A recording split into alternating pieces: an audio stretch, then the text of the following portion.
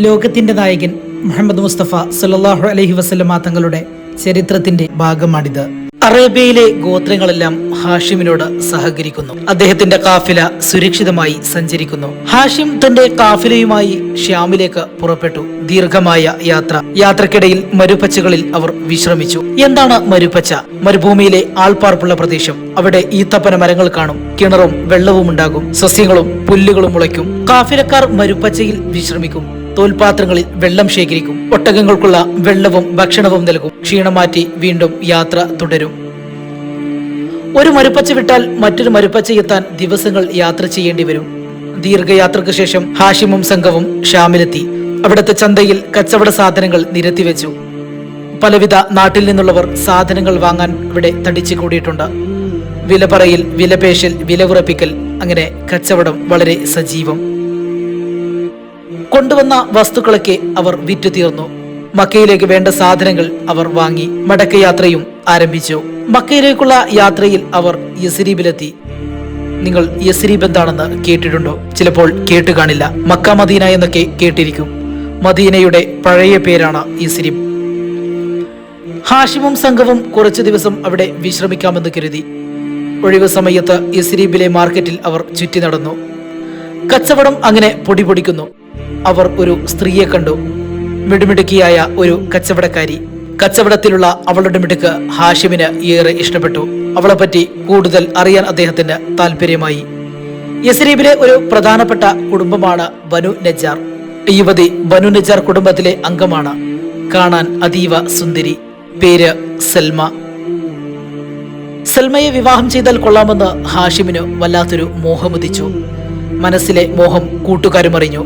അവർ സൽമയുടെ ബന്ധുക്കളുമായി ബന്ധപ്പെട്ടു. പ്രസിദ്ധനും ധനികനും ഭരണാധികാരിയുമായ ഹാഷിം സൽമയെ വിവാഹാലോചന നടത്തുകയോ? ഇതെന്തൊരതിശയം! ബനു നജ്ജാർ കുടുംബത്തിന് ഇതിൽ പരം ഒരു പദവി ലഭിക്കാനുണ്ടോ? അവർ വിവാഹത്തിന് സമ്മതിച്ചു. സൽമയുടെ കൽബ് നിറയെ വളരെയധികം സന്തോഷം നിറഞ്ഞു. മക്കയിലെ ബന്ധുക്കളെ അവർ വിവരമറിയിച്ചു. അവർക്കും ഒരുപാട് സന്തോഷമായി. കച്ചവട സംഘം കടന്നു പോകുന്ന വഴിയാണല്ലോ യസ്രീബ്. അവിടെ ഒരു ബന്ധമുണ്ടാക്കുന്നത് നല്ലതാണ്. അങ്ങനെ വിവാഹം കേമമായി നടന്നു. ഹാഷിമും സൽമയും കച്ചവട സംഘത്തോടൊപ്പം മദീനയിലേക്ക് വന്നു. വിവിധ ഗോത്രങ്ങളിലെ കുലീന വനിതകൾ മണവാട്ടിയെ കാണാൻ ഓടി വന്നു. ചിലർ സൽക്കരിച്ചു, ചിലർ സമ്മാനങ്ങൾ കൊടുത്തു. കച്ചവട കാര്യങ്ങളിലൊക്കെ സൽമ ഭർത്താവിനെ സഹായിക്കും. അങ്ങനെ സന്തോഷം നിറഞ്ഞ ജീവിതം ഒഴുകിക്കൊണ്ടിരുന്നു. ഒടുവിൽ സൽമ ഗർഭിണിയായി. ബനു ഹാഷിം കുടുംബത്തിന് അതൊരു ആഹ്ലാദ വാർത്തയായിരുന്നു. വിവരം അങ്ങനെ യസ്രീബിലുമെത്തി. കെട്ടിച്ചയച്ച പെൺമക്കൾ ഗർഭിണിയായാൽ പ്രസവത്തിന് സ്വന്തം വീട്ടിലേക്ക് കൊണ്ടുവരണം. ബനു നജ്ജാർ കുടുംബക്കാർ അങ്ങനെ മക്കയിലെത്തി. മകളെ ഞങ്ങൾ കൊണ്ടുപോവുകയാണ്. പ്രസവം യസ്രീബിൽ നടക്കട്ടെ, അതാണല്ലോ നാട്ടാചാരം, ബന്ധുക്കൾ പറഞ്ഞു. സമ്മതിക്കാതെ പറ്റുമോ? ഭാര്യയെ പിരിഞ്ഞു ജീവിക്കാൻ ഹാഷിമിന് വല്ലാത്ത പ്രയാസമായിരുന്നു. ഭർത്താവിനെ കാണാതെ കഴിയാൻ സൽമക്കും വളരെയധികം പ്രയാസമായിരുന്നു. കീഴ്വഴക്കങ്ങൾ മാനിക്കാതെ പറ്റുകയില്ലല്ലോ. സൽമ ഒരുങ്ങിയിറങ്ങി ഒട്ടകക്കട്ടിലിൽ കയറി. സൽമയുടെ വെളുത്ത മുഖത്ത് ദുഃഖത്തിന്റെ നിഴൽ. കരിമീൻ കണ്ണുകൾ നിറഞ്ഞൊഴുകി. ഹാഷിമിന്റെ നയനങ്ങളും നിറഞ്ഞുപോയി. അങ്ങനെ ഒട്ടകങ്ങൾ നടന്നു നീങ്ങി. സൽമ ഹാഷിമിന്റെ കണ്ണിൽ നിന്നും അകന്നകന്നു പോയി. സൽമ പോയതോടെ ഹാഷിമിന്റെ ഉത്സാഹം വളരെയധികം കുറഞ്ഞു വന്നു. വിരഹത്തിന്റെ ദുഃഖം അദ്ദേഹത്തെ വല്ലാതെ തളർത്തി. ഏതായാലും വെറുതെ ഇരിക്കാൻ പറ്റില്ലല്ലോ, എന്തെല്ലാം കാര്യങ്ങൾ നോക്കണം. ഹാഷിം തന്റെ ജോലിയിൽ മുഴുകി. വേദനകളെല്ലാം പതിയെ മറന്നു. മാസങ്ങൾ പിന്നെയും കടന്നുപോയി. യസ്രീബിലെ വിവരങ്ങൾ അറിയാൻ ഒരു മാർഗവുമില്ല. ഒന്നുകിൽ ആരെങ്കിലും വന്നു പറയണം, അല്ലാതെ മറ്റൊരു വഴിയില്ല. അടുത്ത സീസൺ വീണ്ടും വന്നെത്തി. കച്ചവടത്തിന് പുറപ്പെടാൻ സമയമായി. കച്ചവട ചരക്കുകൾ വൻതോതിൽ ശേഖരിക്കപ്പെട്ടു. അവ വലിയ കെട്ടുകളാക്കി ഒട്ടകപ്പുറത്ത് ബന്ധിച്ചു. ഷ്യാമിലേക്കുള്ള ദീർഘമായ യാത്ര ആരംഭിക്കുകയാണ്. ഷ്യാമിൽ നിന്നുള്ള മടക്കയാത്ര യസ്രീബിലൂടെയാണ്. ഇത്തവണ യസ്രീബിൽ കൂടുതൽ ദിവസം തങ്ങണം. സൽമയുടെ വീട്ടിൽ താമസിക്കുകയും ചെയ്യാം. അവളെ കാണാൻ കണ്ണുകൾ വല്ലാതെ കൊതിക്കുന്നു. അവൾക്ക് നൽകാൻ ഷ്യാമിൽ നിന്നും ഒരുപാട് സമ്മാനങ്ങൾ വാങ്ങണം. അങ്ങനെ ഷ്യാമിലെത്തി. കച്ചവടം നന്നായി നടന്നു. ഒരുപാട് ലാഭവും കിട്ടി. പല സാധനങ്ങളും വാങ്ങി. ഇനി മടക്കയാത്ര. യസ്രീബിൽ പറന്നെത്താനുള്ള ഹാഷിമിന്റെ ആവേശം. ഒട്ടകത്തിന് വേഗം പോരായെന്ന് ഹാഷിമിന് തോന്നി തുടങ്ങി. യാത്രക്കിടയിൽ ഹാഷിമിന് വല്ലാതെ ക്ഷീണം അനുഭവപ്പെട്ടു. കാഫില യാത്ര നിർത്തി. രോഗം പതിയെ കൂടിക്കൂടി വന്നു. മരുന്നുകൾക്കും പരിചരണങ്ങൾക്കും ഒരു കുറവുമില്ല. രോഗം കൂടുന്നതേയുള്ളൂ. എല്ലാവരും വളരെയധികം വെപ്രാളപ്പെട്ടു, വളരെയധികം ആശങ്കയിലായി. ഒടുവിൽ മക്ക പട്ടണത്തിന്റെ മഹാനായ നേതാവ് ഈ ലോകത്തോട് വിട പറഞ്ഞു. ബഹുമാനനായ ഹാഷിം മരണപ്പെട്ടു. മയ്യത്ത് നാട്ടിലെത്തിക്കുക എന്നത് അത്ര എളുപ്പമുള്ള കാര്യമല്ല. അതുകൊണ്ട് തന്നെ ആ നാട്ടിൽ തന്നെ ഹാഷിമിനെ ഖബറടക്കി. യസ്രീബിൽ സൽമ ഭർത്താവിനെ കാത്തിരിക്കുന്നുണ്ടായിരുന്നു. കാണാതായപ്പോൾ ഒരുപാട് കരഞ്ഞു. അങ്ങനെ സൽമ ഒരു ആൺകുഞ്ഞിനെ പ്രസവിച്ചു. നല്ല അഴകുള്ള കുട്ടി. കുഞ്ഞിന് ഷെയ്ബത്തുൽ ഹംദ് എന്ന പേരിട്ടു. ഷെയ്ബ എന്ന അവനെ ആളുകൾ വിളിച്ചു. ഒടുവിൽ സൽമയുടെ കാതിലേക്കും ആ ദുഃഖവാർത്തയെത്തി. തന്റെ പ്രിയ ഭർത്താവ് ഈ ലോകത്തോട് വിട പറഞ്ഞിരിക്കുന്നു. ഹാഷിം ഇനിയൊരിക്കലും തന്നെ കാണാൻ വരില്ല. തന്റെ ഓമന മകനായ ഷെയ്ബയെ കാണാനും അദ്ദേഹം വരില്ല. സൽമയുടെ വെളുത്ത കവിളുകളിലൂടെ കണ്ണുനീർ ചാലിട്ടൊഴുകി. പൊന്നുമോനെ മാറോട് ചേർത്ത് പിടിച്ച് സൽമ പൊട്ടിക്കരഞ്ഞു. മക്ക പട്ടണത്തിൽ ശാന്തിയും സമാധാനവും നിലനിർത്താൻ ഹാഷിമിന് കഴിഞ്ഞിരുന്നു. മക്കയിലെ ആളുകൾക്ക് ഭക്ഷണത്തിനുള്ള വക കാഫിലക്കാർ കൊണ്ടുവരണം. മക്കയിൽ കൃഷിയില്ല. ഹാഷിമിന്റെ കാലത്ത് കാഫിലക്കാർ ധാരാളം ആഹാര സാധനങ്ങൾ കൊണ്ടുവരുമായിരുന്നു. ജനങ്ങൾ പട്ടിണിയില്ലാതെ കഴിഞ്ഞുകൂടി. ജനസേവകനായ നേതാവിനെ എല്ലാവരും ഒരുപാട് സ്നേഹിച്ചു. ഹാഷിമിന്റെ വിയോഗം നാട്ടുകാരെ വളരെയധികം ദുഃഖത്തിലാഴ്ത്തി.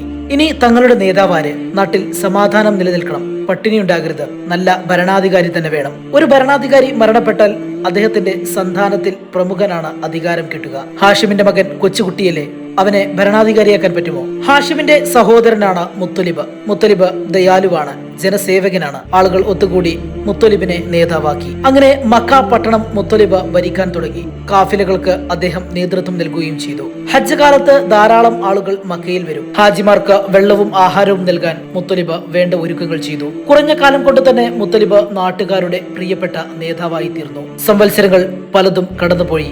മുത്തലിബ് പലപ്പോഴും ഷെയ്ബയെ കുറിച്ച് ആലോചിക്കും. ഷെയ്ബയെ നിങ്ങൾ മറന്നിട്ടില്ലല്ലോ, ഹാഷിമിന്റെ പുത്രനാണ് ഷെയ്ബ. മക്കയുടെ ഭരണം ഷെയ്ബയെ ഏൽപ്പിക്കണം. ഷെയ്ബയാണ് മക്ക ഭരിക്കേണ്ടത്. ഷെയ്ബ മാതാവിന്റെ കൂടെ യസ്രിബിൽ കഴിയുന്നു. അവനെ മക്കയിൽ കൊണ്ടുവരണം. അവൻ ഇവിടെ വളരണം. ഈ നാട്ടിലെ ചിട്ടകൾ പഠിക്കണം. ഒരിക്കൽ മുത്തലിബ് യസ്രിബിലേക്ക് യാത്ര പുറപ്പെട്ടു. അദ്ദേഹം കയറിയ ഒട്ടകം ബനു നജാർ കുടുംബത്തിന്റെ വീട്ടുമുറ്റത്ത് വന്നു നിന്നു. മുത്തലിബിനെ വീട്ടുകാർ വളരെ ആഹ്ലാദത്തോടെ സ്വീകരിച്ചു. സൽമയും മകനും കടന്നു വന്നു. ഗംഭീരമായി വിരുന്ന്. മക്കയുടെ രാജാവല്ലേ വന്നിരിക്കുന്നത്? സൽമ, എനിക്ക് നിന്നോടൊരു ഗൗരവമുള്ള കാര്യം പറയാനുണ്ട്. അതിനാണ് ഞാൻ ഇങ്ങോട്ട് വന്നത്. സൽമ ആശ്ചര്യത്തോടെ മുത്തലിബിന്റെ മുഖത്തേക്ക് നോക്കി. മുത്തലിബ് വിഷയം അവതരിപ്പിച്ചു. ഷെയ്ബ ഹാഷിമിന്റെ മകനാണ്. അവൻ മക്കയുടെ ഭരണാധികാരിയായി വരണം. അവൻ മക്കയിൽ വന്ന് താമസിക്കട്ടെ, അവിടത്തെ ചിട്ടകളൊക്കെ പഠിക്കട്ടെ. നീ അവനെ എന്റെ കൂടെ അയക്കണം. മകനെ വിട്ടുകൊടുക്കാനോ? സൽമയുടെ മനസ്സ് വല്ലാതെ പിടച്ചു. നീ ഒട്ടും വിഷമിക്കേണ്ട സൽമ. ഷെയ്ബക്ക് നല്ലൊരു ഭാവിയുണ്ട്. അവൻ പിതാവിന്റെ പാതയിലൂടെ വളർന്നു വരട്ടെ. ഹാഷിമിന്റെ യശസ് ഷെയ്ബ നിലനിർത്തട്ടെ. ഹാഷിമിനെ സ്നേഹിച്ച ജനങ്ങൾ ഷെയ്ബയെയും സ്നേഹിക്കും. അവരുടെ സംഭാഷണം അങ്ങനെ തുടർന്നു. ഒടുവിൽ മകനെ വിട്ടുകൊടുക്കാൻ സൽമ സമ്മതിച്ചു. ഷെയ്ബയെയും കൂട്ടി മുത്തലിബ് മക്കയിലേക്ക് മടങ്ങി. വിശാലമായ മരുഭൂമിയിലൂടെ സഞ്ചരിക്കുമ്പോൾ മുത്തലിബ് പല പ്രദേശങ്ങളും ഷെയ്ബക്ക് പരിചയപ്പെടുത്തി കൊടുത്തു. അവർ മക്കയുടെ അതിർത്തി കടന്നു. ഷെയ്ബ വിസ്മയം നിറഞ്ഞ കണ്ണുകൾ കൊണ്ട് ആ പ്രദേശമാകെ നോക്കി കണ്ടു. മുത്തലിബും ഷെയ്ബയും മക്കയുടെ അതിർത്തി കടന്നു വന്നു. ഒട്ടകപ്പുറത്ത് മുത്തലിബ് ഇരിക്കുന്നു. പിന്നിൽ ഒരു ചെറുപ്പക്കാരൻ. അടിമയായിരിക്കും. അടിമച്ചന്തയിൽ നിന്ന് കൊണ്ടുവരികയാവും. അവർക്ക് അടിമയെ വളരെയധികം ഇഷ്ടപ്പെട്ടു. അവർ സന്തോഷത്തോടെ വിളിച്ചു പറയാൻ തുടങ്ങി, അബ്ദുൽ മുത്തലിബ്, അബ്ദുൽ മുത്തലിബ്, അതായത് മുത്തലിബിന്റെ അടിമ, മുത്തലിബിന്റെ അടിമ എന്ന്. മുത്തലിബിന് ഇത് കേട്ട് വല്ലാതെ കോപം വന്നു. നിങ്ങൾക്ക് നാശം, ഇത് എന്റെ അടിമയല്ല, എന്റെ സഹോദര പുത്രനാണ്, ഇവൻ ഷെയ്ബയാണ്. മുത്തലിബ് ഉറക്കെ വിളിച്ചു പറഞ്ഞുകൊണ്ടിരുന്നു. ആര് കേൾക്കാൻ? ആളുകൾ അബ്ദുൽ മുത്തലിബ് എന്ന് തന്നെ പറഞ്ഞുകൊണ്ടിരുന്നു. അങ്ങനെയാണ് ആ പേര് പ്രസിദ്ധിയാർജിച്ചത്. ഹാഷിമിന്റെ മകൻ ഷെയ്ബത്ത് അങ്ങനെ അബ്ദുൽ മുത്തലിബ് എന്ന പേരിൽ അറിയപ്പെട്ടു. അന്നത്തെ അറബികളെ പോലെ നമുക്കും ഷെയ്ബയെ അബ്ദുൽ മുത്തലിബ് എന്ന് തന്നെ വിളിക്കാം. ബുദ്ധിമാനായ ഒരു ചെറുപ്പക്കാരൻ, വിശാല മനസ്കൻ. വളരെ വേഗം അവൻ ജനങ്ങളുടെ സ്നേഹം സമ്പാദിച്ചു. മുത്തലിബ് ആ ചെറുപ്പക്കാരന് ഭരണകാര്യങ്ങൾ പഠിപ്പിച്ചു കൊടുത്തു. കുടുംബ ചരിത്രം പറഞ്ഞു കൊടുക്കുകയും ചെയ്തു. ഹാഷിമിന്റെ പുത്രനല്ലേ, എല്ലാ കാര്യങ്ങളും വളരെ വേഗം അദ്ദേഹം പഠിച്ചു. ഒടുവിൽ മക്കയുടെ മഹാനായ ഭരണാധികാരിയായി തീർന്നു നമ്മുടെ അബ്ദുൽ മുത്തലിബ്. അബ്ദുൽ മുത്തലിബ് വിവാഹം കഴിച്ചു. ആദ്യമായി ജനിച്ച പുത്രന്റെ പേര് ഹാരിസ് എന്നായിരുന്നു. അബ്ദുൽ മുത്തലിബിന് അള്ളാഹു വലിയ അനുഗ്രഹങ്ങൾ നൽകി. അദ്ദേഹത്തിന് ധാരാളം സന്താനങ്ങളുണ്ടായി. മക്കളിൽ ഏറ്റവും സ്നേഹം അബ്ദുള്ളയോടായിരുന്നു. അബ്ദുള്ള കാണാൻ സുമുഖൻ, നല്ല വെളുത്ത നിറം. അബ്ദുള്ളയെ എല്ലാവരും ഇഷ്ടപ്പെട്ടു. മറ്റുള്ളവരെ പോലെ അബ്ദുള്ളയും കച്ചവടക്കാരനായി മാറി. നായാട്ടും ആയുധവിദ്യയും ഇഷ്ട വിനോദമായി. അബ്ദുള്ളക്ക് 20 വയസ്സാകുന്നതേയുള്ളൂ. അബ്ദുൽ മുത്തലിബിനെ മകനെ കൊണ്ടൊരു വിവാഹം ചെയ്യിപ്പിക്കണമെന്ന് വലിയ മോഹമുദിച്ചു. ഉന്നത തറവാട്ടിൽ നിന്നും ഒരു വധുവിനെ കണ്ടുപിടിക്കണം. മക്കയിലെ പ്രശസ്തമായ ബനു സുഹറ കുടുംബത്തിൽ വിവാഹാന്വേഷണം എത്തി. ആ കുടുംബത്തെ നമുക്ക് പരിചയപ്പെടാം. ലോകത്തിന്റെ പ്രവാചകൻ മുഹമ്മദ് മുസ്തഫ സല്ലല്ലാഹു അലൈഹി വസല്ലമ തങ്ങളുടെ ഉപ്പാപ്പമാരുടെ കൂട്ടത്തിൽ കിലാബ് എന്നു പേരായ ഒരു നേതാവുണ്ട്. കിലാബ് എന്ന ഉപ്പാപ്പയുടെ മകന്റെ പേര് സുഹ്റത്ത് എന്നായിരുന്നു. സുഹ്റത്തിന്റെ സന്താന പരമ്പരയാണ് ബനു സുഹ്റ. ബനു സുഹ്റ കുടുംബത്തിന്റെ നേതാവായിരുന്നു വഹബ്. അദ്ദേഹത്തിന്റെ സുന്ദരിയായ മകളാണ് ആമിന. സൽഗുണസമ്പന്നയായ ആമിനയെ എല്ലാവർക്കും വലിയ ഇഷ്ടമാണ്. അബ്ദുൽ മുത്തലിബിനും ആ കുട്ടിയെ ഇഷ്ടപ്പെട്ടു. അദ്ദേഹം വഹബിനെ സമീപിച്ചു. താങ്കളുടെ മകൾ ആമിനയെ എന്റെ മകന് വിവാഹം ചെയ്തു കൊടുക്കണം. മക്കയുടെ നേതാവ് തന്റെ കുടുംബത്തിൽ നിന്ന് വിവാഹാന്വേഷണം നടത്തുക കുടുംബത്തിന് അതൊരു അന്തസ്സല്ലേ? സന്തോഷപൂർവ്വം അദ്ദേഹം സമ്മതിച്ചു. വിവാഹ നിശ്ചയവും നടന്നു. വിവരമറിഞ്ഞപ്പോൾ മക്കയിലെ പെണ്ണുങ്ങൾ പറഞ്ഞു, ആമിന എന്ത് ഭാഗ്യവതിയാണ്, അബ്ദുള്ളയെ ഭർത്താവായി കിട്ടിയല്ലോ. എത്ര പെണ്ണുങ്ങൾ അബ്ദുള്ളയുടെ ഭാര്യയാവാൻ കൊതിച്ചു. ആ ഭാഗ്യം സിദ്ധിച്ചത് ആമിനക്കാണ്. വിവാഹ നിശ്ചയത്തോടെ വഹാബിന്റെ തിരക്കുകൾ വർദ്ധിച്ചു. ബന്ധുക്കളെയും സുഹൃത്തുക്കളെയും വിവാഹത്തിന് ക്ഷണിക്കണം. ഗോത്രങ്ങളെ വിളിക്കണം. ഒന്നാം തരം ഭക്ഷണം ഒരുക്കണം. മക്കയിലെ ഉന്നതന്മാരാണ് പുതിയാപ്ലയുടെ കൂടെ വരുന്നത്. വീടിന് മുമ്പിൽ വിശാലമായ തമ്പുയർന്നു. അത് നിറയെ ഇരിപ്പിടങ്ങൾ നിരത്തി. ഭക്ഷണം പാകം ചെയ്യാനുള്ള പന്തലൊരുങ്ങി. പഴവർഗ്ഗങ്ങളെത്തി. വിവിധതരം പാനീയങ്ങളും കൊണ്ടുവന്നു. ഒട്ടകങ്ങളെ അറുത്തു. ഇറച്ചി പല രീതിയിൽ പാകം ചെയ്തു. ആടുകളെ അറുത്ത് വരട്ടുകയും പൊരിക്കുകയും ചെയ്തു. റൊട്ടിയും പലഹാരങ്ങളും തയ്യാറാക്കി. സുമുഖനായ അബ്ദുള്ള പുതുമാരനായി ഒരുങ്ങുകയാണ്. അദ്ദേഹം പുതുവസ്ത്രങ്ങൾ ധരിച്ചു. വിവാഹവേളയിൽ ധരിക്കുന്ന പ്രത്യേക ഉടുപ്പുകളും അണിഞ്ഞു. മേത്തരം സുഗന്ധദ്രവ്യങ്ങൾ പൂശി ഒടുത്തിറങ്ങി വന്നപ്പോൾ ഒരു രാജകുമാരൻ തന്നെ. കൂട്ടുകാർ ചുറ്റും കൂടി. ബന്ധുക്കളും അയൽക്കാരും നാട്ടുകാരും ഒത്തുചേർന്നു. പുതുമാരൻ ഇറങ്ങി. ആഹ്ലാദം അലയടിച്ചുയർന്നുകൊണ്ട് വിവാഹ പാർട്ടി നീങ്ങുന്നു. അവർ വധുഗൃഹത്തിലെത്തി. ഉന്നതന്മാർ അവരെ സ്വീകരിക്കാൻ നിൽക്കുന്നു. കബീലയുടെ ആചാരപ്രകാരം പുതുമാരനെ എതിരേറ്റു. കൂടെ വന്നവരുടെ സ്ഥാനവലിപ്പം അനുസരിച്ച് ഇരിപ്പിടങ്ങളിൽ അവരെ ഇരുത്തി. മനോഹരമായ കപ്പുകളിൽ മനം കുളിർപ്പിക്കുന്ന പാനീയങ്ങൾ നൽകി. സന്തോഷഭരിതമായ അന്തരീക്ഷം. മക്ക പട്ടണം മുഴുവൻ ശ്രദ്ധിക്കുന്ന വിവാഹം. അങ്ങനെ വിവാഹത്തിന്റെ ചടങ്ങുകൾ തുടങ്ങി. കബീലക്കാർക്ക് അതിനൊക്കെ ചില ചടങ്ങുകളുണ്ട്. അതനുസരിച്ച് കാരണവന്മാർ ചോദ്യവും ഉത്തരവുമൊക്കെ നടത്തി. അങ്ങനെ നിക്കാഹ് നടന്നു. വിഭവ സമൃദ്ധമായ സദ്യ, മസാല ചേർത്ത ഇറച്ചി, റൊട്ടി, പലഹാരങ്ങൾ, പഴങ്ങൾ, പാനീയങ്ങൾ. എല്ലാവരും വയറു നിറയെ ഭക്ഷണം കഴിച്ചു. അടുത്ത കാലത്തൊന്നും ഇത്ര രുചികരമായ ഭക്ഷണം അവർ കഴിച്ചു കാണില്ല. അന്നത്തെ ആചാരമനുസരിച്ച് 3 ദിവസം പുതുമാരൻ പുതുപ്പെണ്ണിന്റെ വീട്ടിൽ കഴിയണം. അബ്ദുള്ള വധുവിന്റെ വീട്ടിൽ താമസിക്കുകയാണ്. വിവാഹത്തിന് കൂടെ വന്നവരെല്ലാം വിവാഹ മംഗളാശംസകൾ നേർന്നുകൊണ്ട് ഓരോരുത്തരായി പിൻവാങ്ങി. പുതുമാരന്റെ മനസ്സ് നിറയെ ആഹ്ലാദം അലയടിക്കുകയാണ്. ഇത്രയും നല്ലൊരു പെൺകുട്ടിയെ ഭാര്യയായി കിട്ടിയല്ലോ, ഭാഗ്യം തന്നെ. ആമിനയുടെ മനസ്സിലും ആഹ്ലാദം തന്നെ. അബ്ദുള്ളയെ പോലെ എല്ലാ ഗുണങ്ങളും ഒത്തിണങ്ങിയ ഒരു ചെറുപ്പക്കാരൻ മക്കയിലുണ്ടോ? അദ്ദേഹത്തിന്റെ ഭാര്യയാകാൻ ആരെല്ലാം കൊതിയോടെ കാത്തിരിക്കുന്നു. തനിക്കാണ് ആ ഭാഗ്യം സിദ്ധിച്ചത്. സൽക്കാരത്തിന്റെ 3 രാപ്പകലുകൾ. ആമിനയുടെ അടുത്ത കുടുംബക്കാരൊക്കെ കാണാൻ വന്നു. പാരിതോഷികങ്ങൾ നൽകി. ആശംസകൾ നേർന്നു. മറക്കാനാവാത്ത നാളുകൾ. കേട്ടറിഞ്ഞതിനേക്കാളും എത്രയോ ആദരണീയനാണ് തന്റെ ഭർത്താവ്. എന്തു നല്ല ഭാഷണം, മുത്തുമണികൾ പോലെയുള്ള പാദങ്ങൾ, ആകർഷകമായ പെരുമാറ്റം, സൽഗുണസമ്പന്നൻ, മനോഹരമായ ദന്തനിരകൾ, പവിഴച്ചുണ്ടുകൾ, ആകർഷകമായ പുരികങ്ങൾ, എല്ലാവരെയും ആകർഷിക്കുന്ന പെരുമാറ്റം.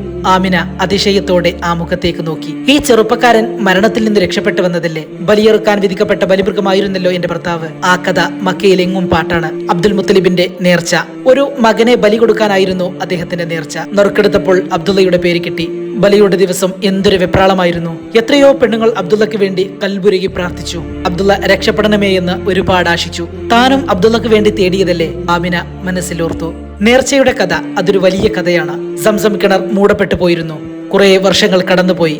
സംസം കിണർ എവിടെയായിരുന്നു എന്ന് പോലും ആർക്കും അറിയില്ല. അബ്ദുൽ മുത്തലിബ് 3 ദിവസം തുടർച്ചയായി സ്വപ്നം കണ്ടു. ഖുറൈശികൾ ബലിയിറക്കുന്ന ബിംബത്തിന് താഴെ കുഴിക്കാൻ സ്വപ്നത്തിൽ കൽപ്പന കിട്ടി.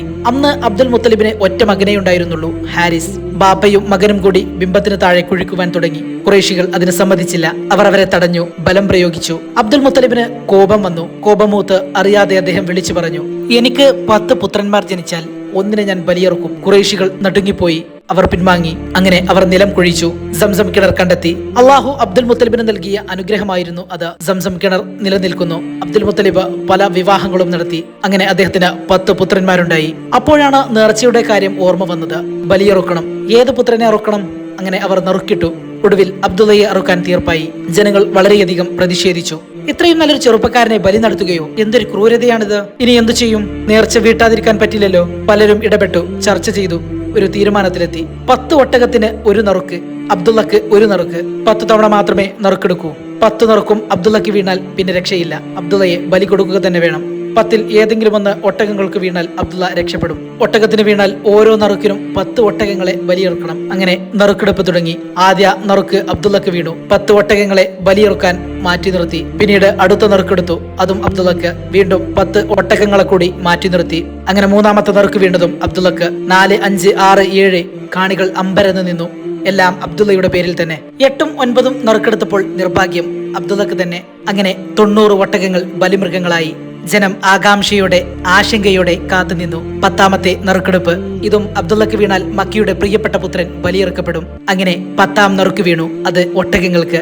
ആഹ്ലാദം അണപൊട്ടിയൊഴുകി. അബ്ദുള്ള അങ്ങനെ ബലിയിൽ നിന്നും രക്ഷപ്പെട്ടു. അങ്ങനെ 100 ഒട്ടകങ്ങൾ ബലിക്കലിൽ കയറി.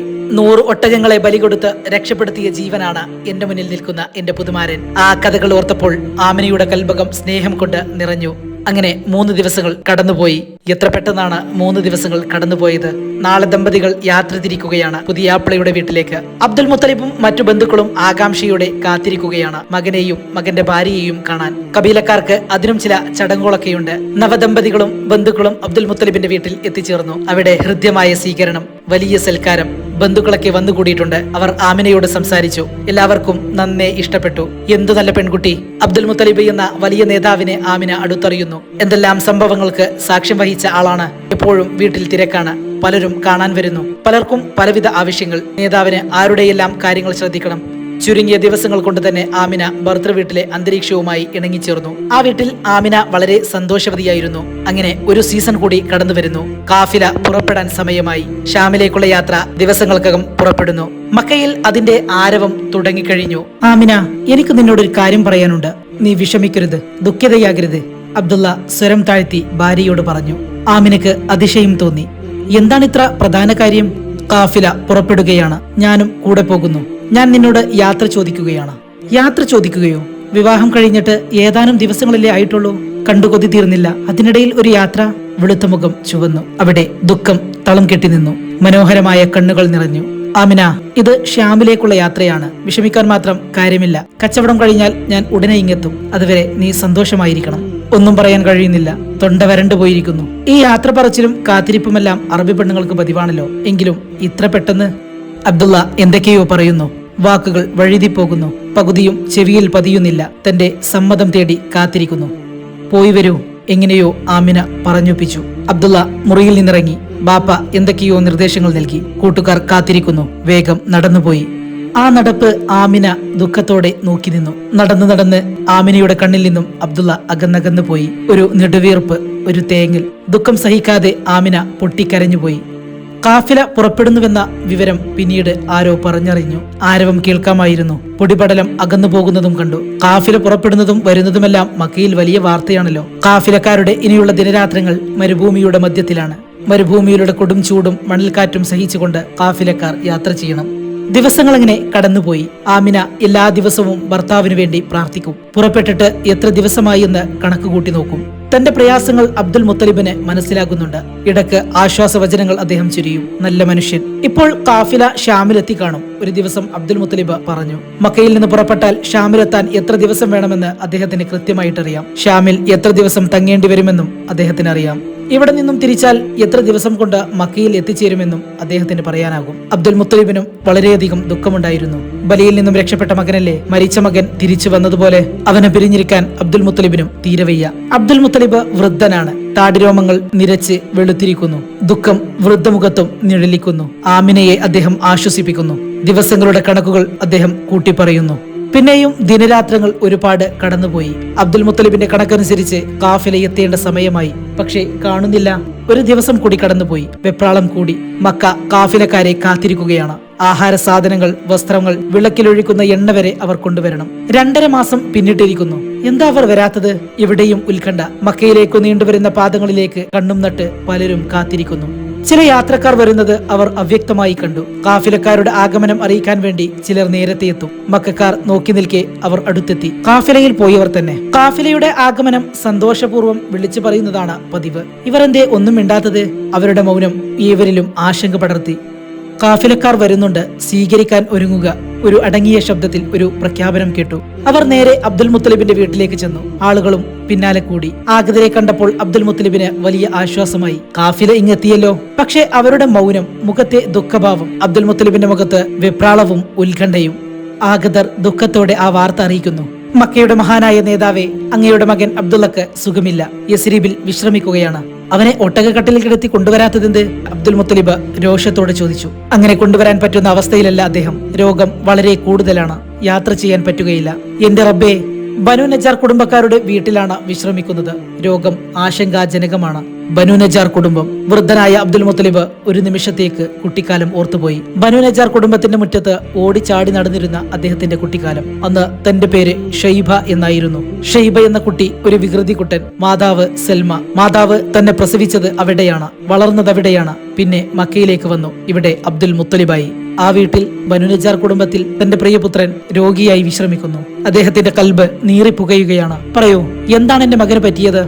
അങ്ങോട്ടുള്ള യാത്രയിൽ ഒരു കുഴപ്പവുമില്ലായിരുന്നു. ഷാമിൽ വെച്ചും അദ്ദേഹം വളരെ സന്തോഷവാനായിരുന്നു. മടക്ക യാത്രയിലാണ് അദ്ദേഹത്തിന് രോഗം തുടങ്ങിയത്. യസ്രീബ് വരെ ഒരു വിധത്തിലെത്തി. അവിടെ വിശ്രമിച്ചു. ക്ഷീണം തീർത്തിട്ട് പോരാമെന്ന് കരുതി. മരുന്നുകളും നൽകി. നല്ല പരിചരണവും കിട്ടി. രോഗം കുറഞ്ഞില്ല. കൂടെ കൊണ്ടുവരാൻ പറ്റില്ലെന്ന് ബോധ്യമായപ്പോൾ ഞങ്ങളിങ്ങ് പോന്നു. എന്റെ പൊന്നുമോനെ, ഈ ബാപ്പാക്കു നിന്നെ കാണണം. വൃദ്ധനയനങ്ങൾ നിറഞ്ഞൊഴുകി. ആർക്കും അത് കണ്ട് സഹിക്കാനായില്ല. മോനെ ഹാരിസ്, ബാപ്പ മൂത്ത മകനെ വിളിച്ചു. ഹാരിസ് ഓടിയെത്തി. നീ ഇന്ന് തന്നെ പോകണം. യസ്രീബിൽ പോയി അബ്ദുള്ളയെ കൊണ്ടുവരണം. രോഗം കുറവില്ലെങ്കിൽ ഒട്ടകക്കട്ടിലിൽ കിടത്തി കൊണ്ടുവരണം. പോകാം ബാപ്പ, വൈകരുത്. ഇന്ന് തന്നെ പുറപ്പെടണം. കൂട്ടിന് ആളെയും കൂട്ടിക്കോളൂ. ആമിന തരിച്ചിരിക്കുകയാണ്. എന്താണ് കേട്ടത്? തന്റെ പ്രിയപ്പെട്ട ഭർത്താവിന് സുഖമില്ലെന്നോ, രോഗമാണെന്നോ, യാത്ര ചെയ്യാൻ പറ്റാത്ത വിധം അവശ നിലയിലാണെന്നോ? അവശനായ തന്റെ ഭർത്താവിന് ഒരു തുള്ളി വെള്ളം പോലും നൽകാൻ കഴിയാതെ പോയല്ലോ. ആമിനയുടെ കൽബ് പൊട്ടിപ്പൊളിയുകയാണോ? എന്തൊരു വേദന! ഈ ദുഃഖം സഹിക്കാനാവുന്നില്ലല്ലോ. കാത്തിരിക്കുകയായിരുന്നു ഒരു നോക്ക് കാണാൻ, യാത്രാ വിവരണം കേൾക്കാൻ, ഷാമിൽ നിന്നും തനിക്ക് വേണ്ടി വാങ്ങിക്കൊണ്ടുവന്ന സമ്മാനങ്ങൾ കൈനീട്ടി വാങ്ങാൻ, പിന്നെ തന്റെ വിശേഷങ്ങൾ പറയാൻ. താൻ സ്വപ്നം കാണുന്നു, സുന്ദര സ്വപ്നങ്ങൾ, ആനന്ദം പകരുന്ന അനുഭവങ്ങൾ. തന്റെ വയറ്റിൽ ഒരു കുഞ്ഞു വളരുന്നു. സാധാരണ കുഞ്ഞല്ല എന്ന് ആരോ പറയും പോലെ തോന്നുന്നു. മാലാഖമാർ വരുന്നത് പോലെ ഒരു തോന്നൽ, വല്ലാത്ത ഒരു അനുഭൂതി. എല്ലാം അദ്ദേഹത്തോട് പറയണമായിരുന്നു. പറയാനുള്ളത് പറയാൻ കഴിയില്ലേ? കേൾക്കാൻ കൊതിച്ചതൊന്നും അദ്ദേഹത്തിന് കേൾക്കാനാവില്ലേ? ഹാരിസ് പുറപ്പെട്ടിരിക്കുന്നു. മടങ്ങി വരട്ടെ. അതിനെത്ര നാൾ കാത്തിരിക്കണം? പോയി വരാൻ ദിവസങ്ങൾ പിടിക്കും. അബ്ദുൽ മുത്തലിബ് ചിന്തയിൽ മുഴുകി. വെറുതെ അദ്ദേഹം പിതാവിനെ കുറിച്ച് ഓർത്തു. മക്കയുടെ പ്രിയങ്കരനായ നേതാവായിരുന്നു ഹാഷിം. ആളുകൾ പിതാവിനെ കുറിച്ച് ഇന്നും അഭിമാനപൂർവ്വം സംസാരിക്കുന്നു. തനിക്ക് പിതാവിനെ കണ്ട് ഓർമ്മയില്ല. ഉമ്മ വിവരിച്ചു തന്ന ഓർമ്മയേ ഉള്ളൂ. ഇതുപോലൊരു യാത്രയിൽ ബാപ്പാക്കും രോഗം വന്നു. തുടർന്ന് മരുഭൂമിയിൽ മരണം അദ്ദേഹത്തെ തേടിയെത്തി. ഉമ്മ പിതാവിനായി കാത്തിരുന്നു. കരഞ്ഞു കരഞ്ഞു കണ്ണീർ വറ്റി. ബാപ്പ വന്നില്ല. ഒടുവിൽ ആ ദുഃഖവാർത്തയെത്തി. ഇനിയൊരിക്കലും ബാപ്പ മടങ്ങി വരില്ല. മരിച്ചവർ മടങ്ങി വരാറില്ലല്ലോ.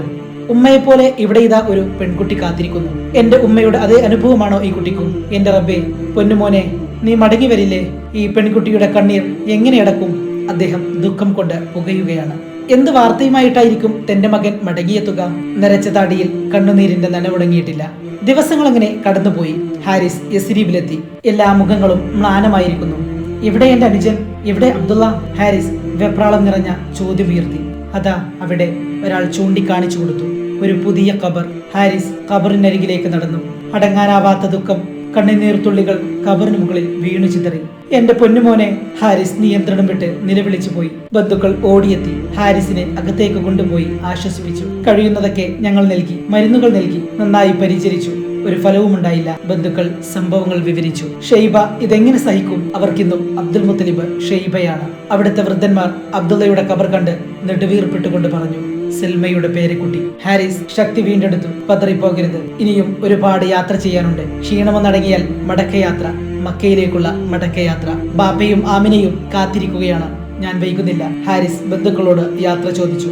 അവസാനമായി അദ്ദേഹം ഖബറിനരികിൽ വന്നു നിന്നു. കൊച്ചനുജ, ഞാൻ പോവുകയാണ്. നമ്മുടെ പിതാവ് ഉത്കണ്ഠയോടെ കാത്തിരിക്കുന്നു. പിന്നെ നിന്റെ പ്രിയപ്പെട്ട ആമിനയും. ഞാൻ അവരോട് എന്ത് പറയും? ഹാരിസ് മക്കയിലേക്ക് മടങ്ങി. യസ്രീബുകാർ ആ പോക്ക് നോക്കി നിന്നു. എങ്ങനെയാണ് ബാപ്പയെ നേരിടുക? ആമിന എന്ന പെൺകുട്ടിയോട് എങ്ങനെയാണ് ഞാൻ ഈ കാര്യം പറയുക? വീണ്ടും പതറിപ്പോകുന്നു. ഒട്ടകം അങ്ങനെ മുന്നോട്ട് നീങ്ങി. മരിക്കുമ്പോൾ അബ്ദുള്ളക്ക് കഷ്ടിച്ച് 20 വയസ്സേ ഉള്ളൂ. ആമിന അതിനേക്കാൾ പ്രായം കുറവുള്ള പെൺകുട്ടിയും. താൻ ഗർഭിണിയാണെന്ന തോന്നൽ തന്നെയില്ല. സാധാരണ ഗർഭിണികൾ അനുഭവിക്കുന്ന ഒരു പ്രയാസങ്ങളും തോന്നുന്നില്ല. ഉറങ്ങുമ്പോഴാവട്ടെ ആനന്ദം നൽകുന്ന സ്വപ്നങ്ങൾ. ആരോ തന്നോട് സംസാരിക്കുന്നത് പോലെ ഒരു തോന്നലല്ല, ശരിക്കും സംസാരിക്കുന്നു. നീ ഗർഭം ചുമന്നത് ഈ സമുദായത്തിന്റെ നായകനെയാകുന്നു. അശരീരി പോലെ ഒരു ശബ്ദം കേട്ടപ്പോൾ ശരീരം കോരി തരിച്ചു പോയി. അതിമഹനീയമായ എന്തോ സംഭവിക്കാൻ പോകുന്നു. നിന്റെ കുഞ്ഞു പിറന്നു കഴിഞ്ഞാൽ അസൂയാലികളിൽ നിന്ന് രക്ഷ കിട്ടാൻ അള്ളാഹുവിനോട് കാവൽ തേടിക്കൊണ്ടിരിക്കണം. നിന്റെ കുഞ്ഞിന് മുഹമ്മദ് എന്ന് പേരിടണം. അനുഭൂതികൾ നിറഞ്ഞ ദിനരാത്രങ്ങൾ. ഒരിക്കൽ തന്നിൽ നിന്നും ഒരു പ്രകാശം പുറപ്പെട്ടു. ശക്തമായ പ്രകാശം. ആ പ്രകാശത്തിൽ ബുസ്രയിലെ കൊട്ടാരങ്ങൾ തനിക്ക് കാണാൻ കഴിഞ്ഞു. ഈ സംഭവങ്ങളെല്ലാം നടക്കുന്നത് ആനക്കലഹം 1-ാം വർഷത്തിലായിരുന്നു. ആനവർഷം, ആമുൽ ഫീൽ, ഗജവർഷം എന്നൊക്കെ പറഞ്ഞാൽ എന്താണ്? അതുകൂടി മനസ്സിലാക്കിയിട്ട് നമുക്ക് കഥ തുടരാം. ആനക്കലഹത്തെ കുറിച്ച് പറയും മുമ്പേ അബ്രഹത്തിനെ പറ്റി പറയണം. അബ്രഹത്തിനെ കുറിച്ച് പറയുമ്പോൾ യമൻ എന്ന രാജ്യത്തെ കുറിച്ച് പറയണം. യമൻ വളരെ മുമ്പ് തന്നെ ലോകപ്രസിദ്ധമായ നാടാണ്. അവിടെ പല രാജവംശരും ഭരിച്ചിട്ടുണ്ട്. ചിലപ്പോൾ വിദേശികളും ഭരിച്ച ചരിത്രമുണ്ട്. കുറെ കാലം നജാഷി രാജാവിന്റെ കീഴിലായിരുന്നു. രാജാവ് യമൻ രാജ്യം ഭരിക്കാൻ വേണ്ടി ഒരു ഉദ്യോഗസ്ഥനെ നിയമിച്ചു. അയാളുടെ പേര് അറിയാത്ത് എന്നായിരുന്നു. അറിയാത്തിന്റെ കീഴിലുള്ള ഒരു ഉദ്യോഗസ്ഥനായിരുന്നു അബ്രഹത്ത്. ഇരുവരും ക്രിസ്ത്യാനികൾ തന്നെ, പക്ഷേ സ്വഭാവത്തിൽ വളരെ വ്യത്യാസം. അറിയാത്ത് വളരെ നല്ലവനായിരുന്നു. അബ്രഹത്ത് അഹങ്കാരിയും ദുഷ്ടനുമായിരുന്നു. എല്ലാ അധികാരവും തനിക്ക് വേണമെന്ന ദുരാഗ്രഹമായിരുന്നു അബ്രഹത്തിന്. യമൻ രാജ്യത്തെ സ്നേഹിച്ച അറിയാത്തിനെ അബ്രഹത്ത് കൊന്നുകളഞ്ഞു. അറിയാത്തിനെ വധിച്ച ശേഷം അബ്രഹത്ത് ഭരണം ഏറ്റെടുത്തു. അവൻ മക്കയിലെ കഅബയെ കുറിച്ചറിഞ്ഞു. ഹജ്ജ് കാലത്ത് ധാരാളം ആളുകൾ മക്കയിൽ വരുന്നു, കഅബാലയം സന്ദർശിക്കുന്നു. അബ്രഹത്തിന് വല്ലാതെ അസൂയ വന്നു. അതുപോലൊരു ദേവാലയം എനിക്കും പണിയണം. ജനങ്ങളോട് അവിടെ വന്ന് ആരാധിക്കാൻ കൽപ്പിക്കണം. ആരും മക്കയിൽ പോകരുത്. മക്കയുടെ പ്രസിദ്ധി തന്റെ പട്ടണത്തിനും കിട്ടണം. അബ്രഹത്ത് കലാകാരന്മാരെ വിളിച്ചു വരുത്തി. ആശാരിമാരെയും കെട്ടിട നിർമ്മാണ വിദഗ്ധരെയും വരുത്തി. ശില്പികളെ വരുത്തി. വലിയൊരു ദേവാലയത്തിന്റെ പണി തുടങ്ങി. ശില്പ സൗന്ദര്യം വഴിഞ്ഞൊഴുകുന്ന ദേവാലയം ഉയർന്നു വന്നു. ഈ വർഷം ഹജ്ജ് കാലത്ത് എല്ലാവരും ഇവിടെ വരണം, ആരും മക്കയിലേക്ക് പോകരുത്. നാട് മുഴുവൻ അദ്ദേഹം പ്രചാരണം നടത്തി. അബ്രഹത്ത് കാത്തിരുന്നു. ആ കൊല്ലത്തെ ഹജ്ജ് കാലം വന്നു. എല്ലാവരും മക്കയിലേക്ക് തന്നെ പോയി. അബ്രഹത്ത് അപമാനിതനായി. ആരും അയാളുടെ കൽപ്പന വകവെച്ചില്ല. ക്രൂരനായ അബ്രഹത്ത് പ്രതികാര ചിന്തയിൽ വെന്തുരുകി. തകർക്കണം, കഅബയെ തകർക്കണം, എന്നാലേ ഈ ദേവാലയത്തിലേക്ക് ആളുകൾ വരികയുള്ളൂ. വമ്പിച്ചൊരു സൈന്യത്തെ അദ്ദേഹം തയ്യാറാക്കി. മുമ്പിൽ ആനപ്പട. ധാരാളം ആനകൾ മക്കത്തേക്ക് നീങ്ങി. വഴിനീളെ ആക്രമണങ്ങൾ അഴിച്ചുവിട്ടുകൊണ്ടുള്ള യാത്ര. ധിക്കാരിയുടെ പട മക്കയുടെ അതിർത്തിയിലെത്തി. മക്ക നിവാസികൾ ഭയന്ന് വിറച്ചു. അബ്രഹത്തിന്റെ വലിയ സൈന്യത്തെ നേരിടാനുള്ള കഴിവ് അബ്ദുൽ മുത്തലിബിനുണ്ടായിരുന്നില്ല. മക്കയുടെ നേതാവായ അബ്ദുൽ മുത്തലിബ് പറഞ്ഞു, ഇത് അള്ളാഹുവിന്റെ ഭവനമാണ്, ഇതിനെ അവൻ സംരക്ഷിക്കും, ഒരാൾക്കും അത് തകർക്കാനാവില്ല. അള്ളാഹുവിനെ ആരാധിക്കാൻ ഭൂമിയിൽ ആദ്യമായി നിർമ്മിക്കപ്പെട്ട ദേവാലയമാണിത്. ആനപ്പട കഅബാലയത്തിന് നേരെ നീങ്ങി. പെട്ടെന്ന് ആകാശത്ത് ഒരുതരം പക്ഷികൾ പ്രത്യക്ഷപ്പെട്ടു. അവയുടെ ചുണ്ടിൽ ചെറിയ ചെറിയ കല്ലുകൾ. ആ കല്ലുകൾ താഴേക്കിട്ടു. ആനകളും പട്ടാളക്കാരും മറിഞ്ഞു വീഴാൻ തുടങ്ങി. അബ്രഹത്തിന്റെ സൈന്യം ചിതറിയോടി. അബ്രഹത്ത് ജീവനം കൊണ്ടോടുകയായിരുന്നു. ഈ സംഭവത്തെയാണ് ആനക്കലഹം എന്ന് വിശേഷിപ്പിക്കുന്നത്. ഈ സംഭവം നടന്ന വർഷത്തെ ആമുൽ ഫീൽ എന്നും അറബികൾ വിളിക്കുന്നു. ആമുൽ ഫീൽ എന്ന പദത്തിന്റെ അർത്ഥം ഗജവർഷം എന്നാകുന്നു. ആമുൽ ഫീൽ 1-ാം വർഷം നിബിത്തങ്ങൾ ഈ ലോകത്തേക്ക് പിറവിയെടുത്തു. റബിയുൽ അവൽ 12 തിങ്കളാഴ്ച പ്രഭാത സമയത്ത്. ക്രിസ്തുവർഷം 571 ഏപ്രിൽ 17. അതൊരു സാധാരണ പ്രസവമായിരുന്നില്ല. ധാരാളം അത്ഭുതങ്ങൾ ആ സമയത്ത് സംഭവിക്കുകയുണ്ടായി. ചുറ്റും കൂടിയ പെണ്ണുങ്ങൾ കുഞ്ഞിനെ കണ്ട് അതിശയപ്പെട്ടുപോയി. കുഞ്ഞിന്റെ ചേലാക്രമം ചെയ്യപ്പെട്ടിരിക്കുന്നു. കണ്ണിൽ സുറുമ എഴുതിയിട്ടുണ്ട്. ശരീരത്തിൽ എണ്ണ പുരട്ടിയിരിക്കുന്നു. കൈ രണ്ടും നിലത്തുകുത്തി തല ഉയർത്തിപ്പിടിച്ചാണ് കുട്ടിയുടെ കിടപ്പ്.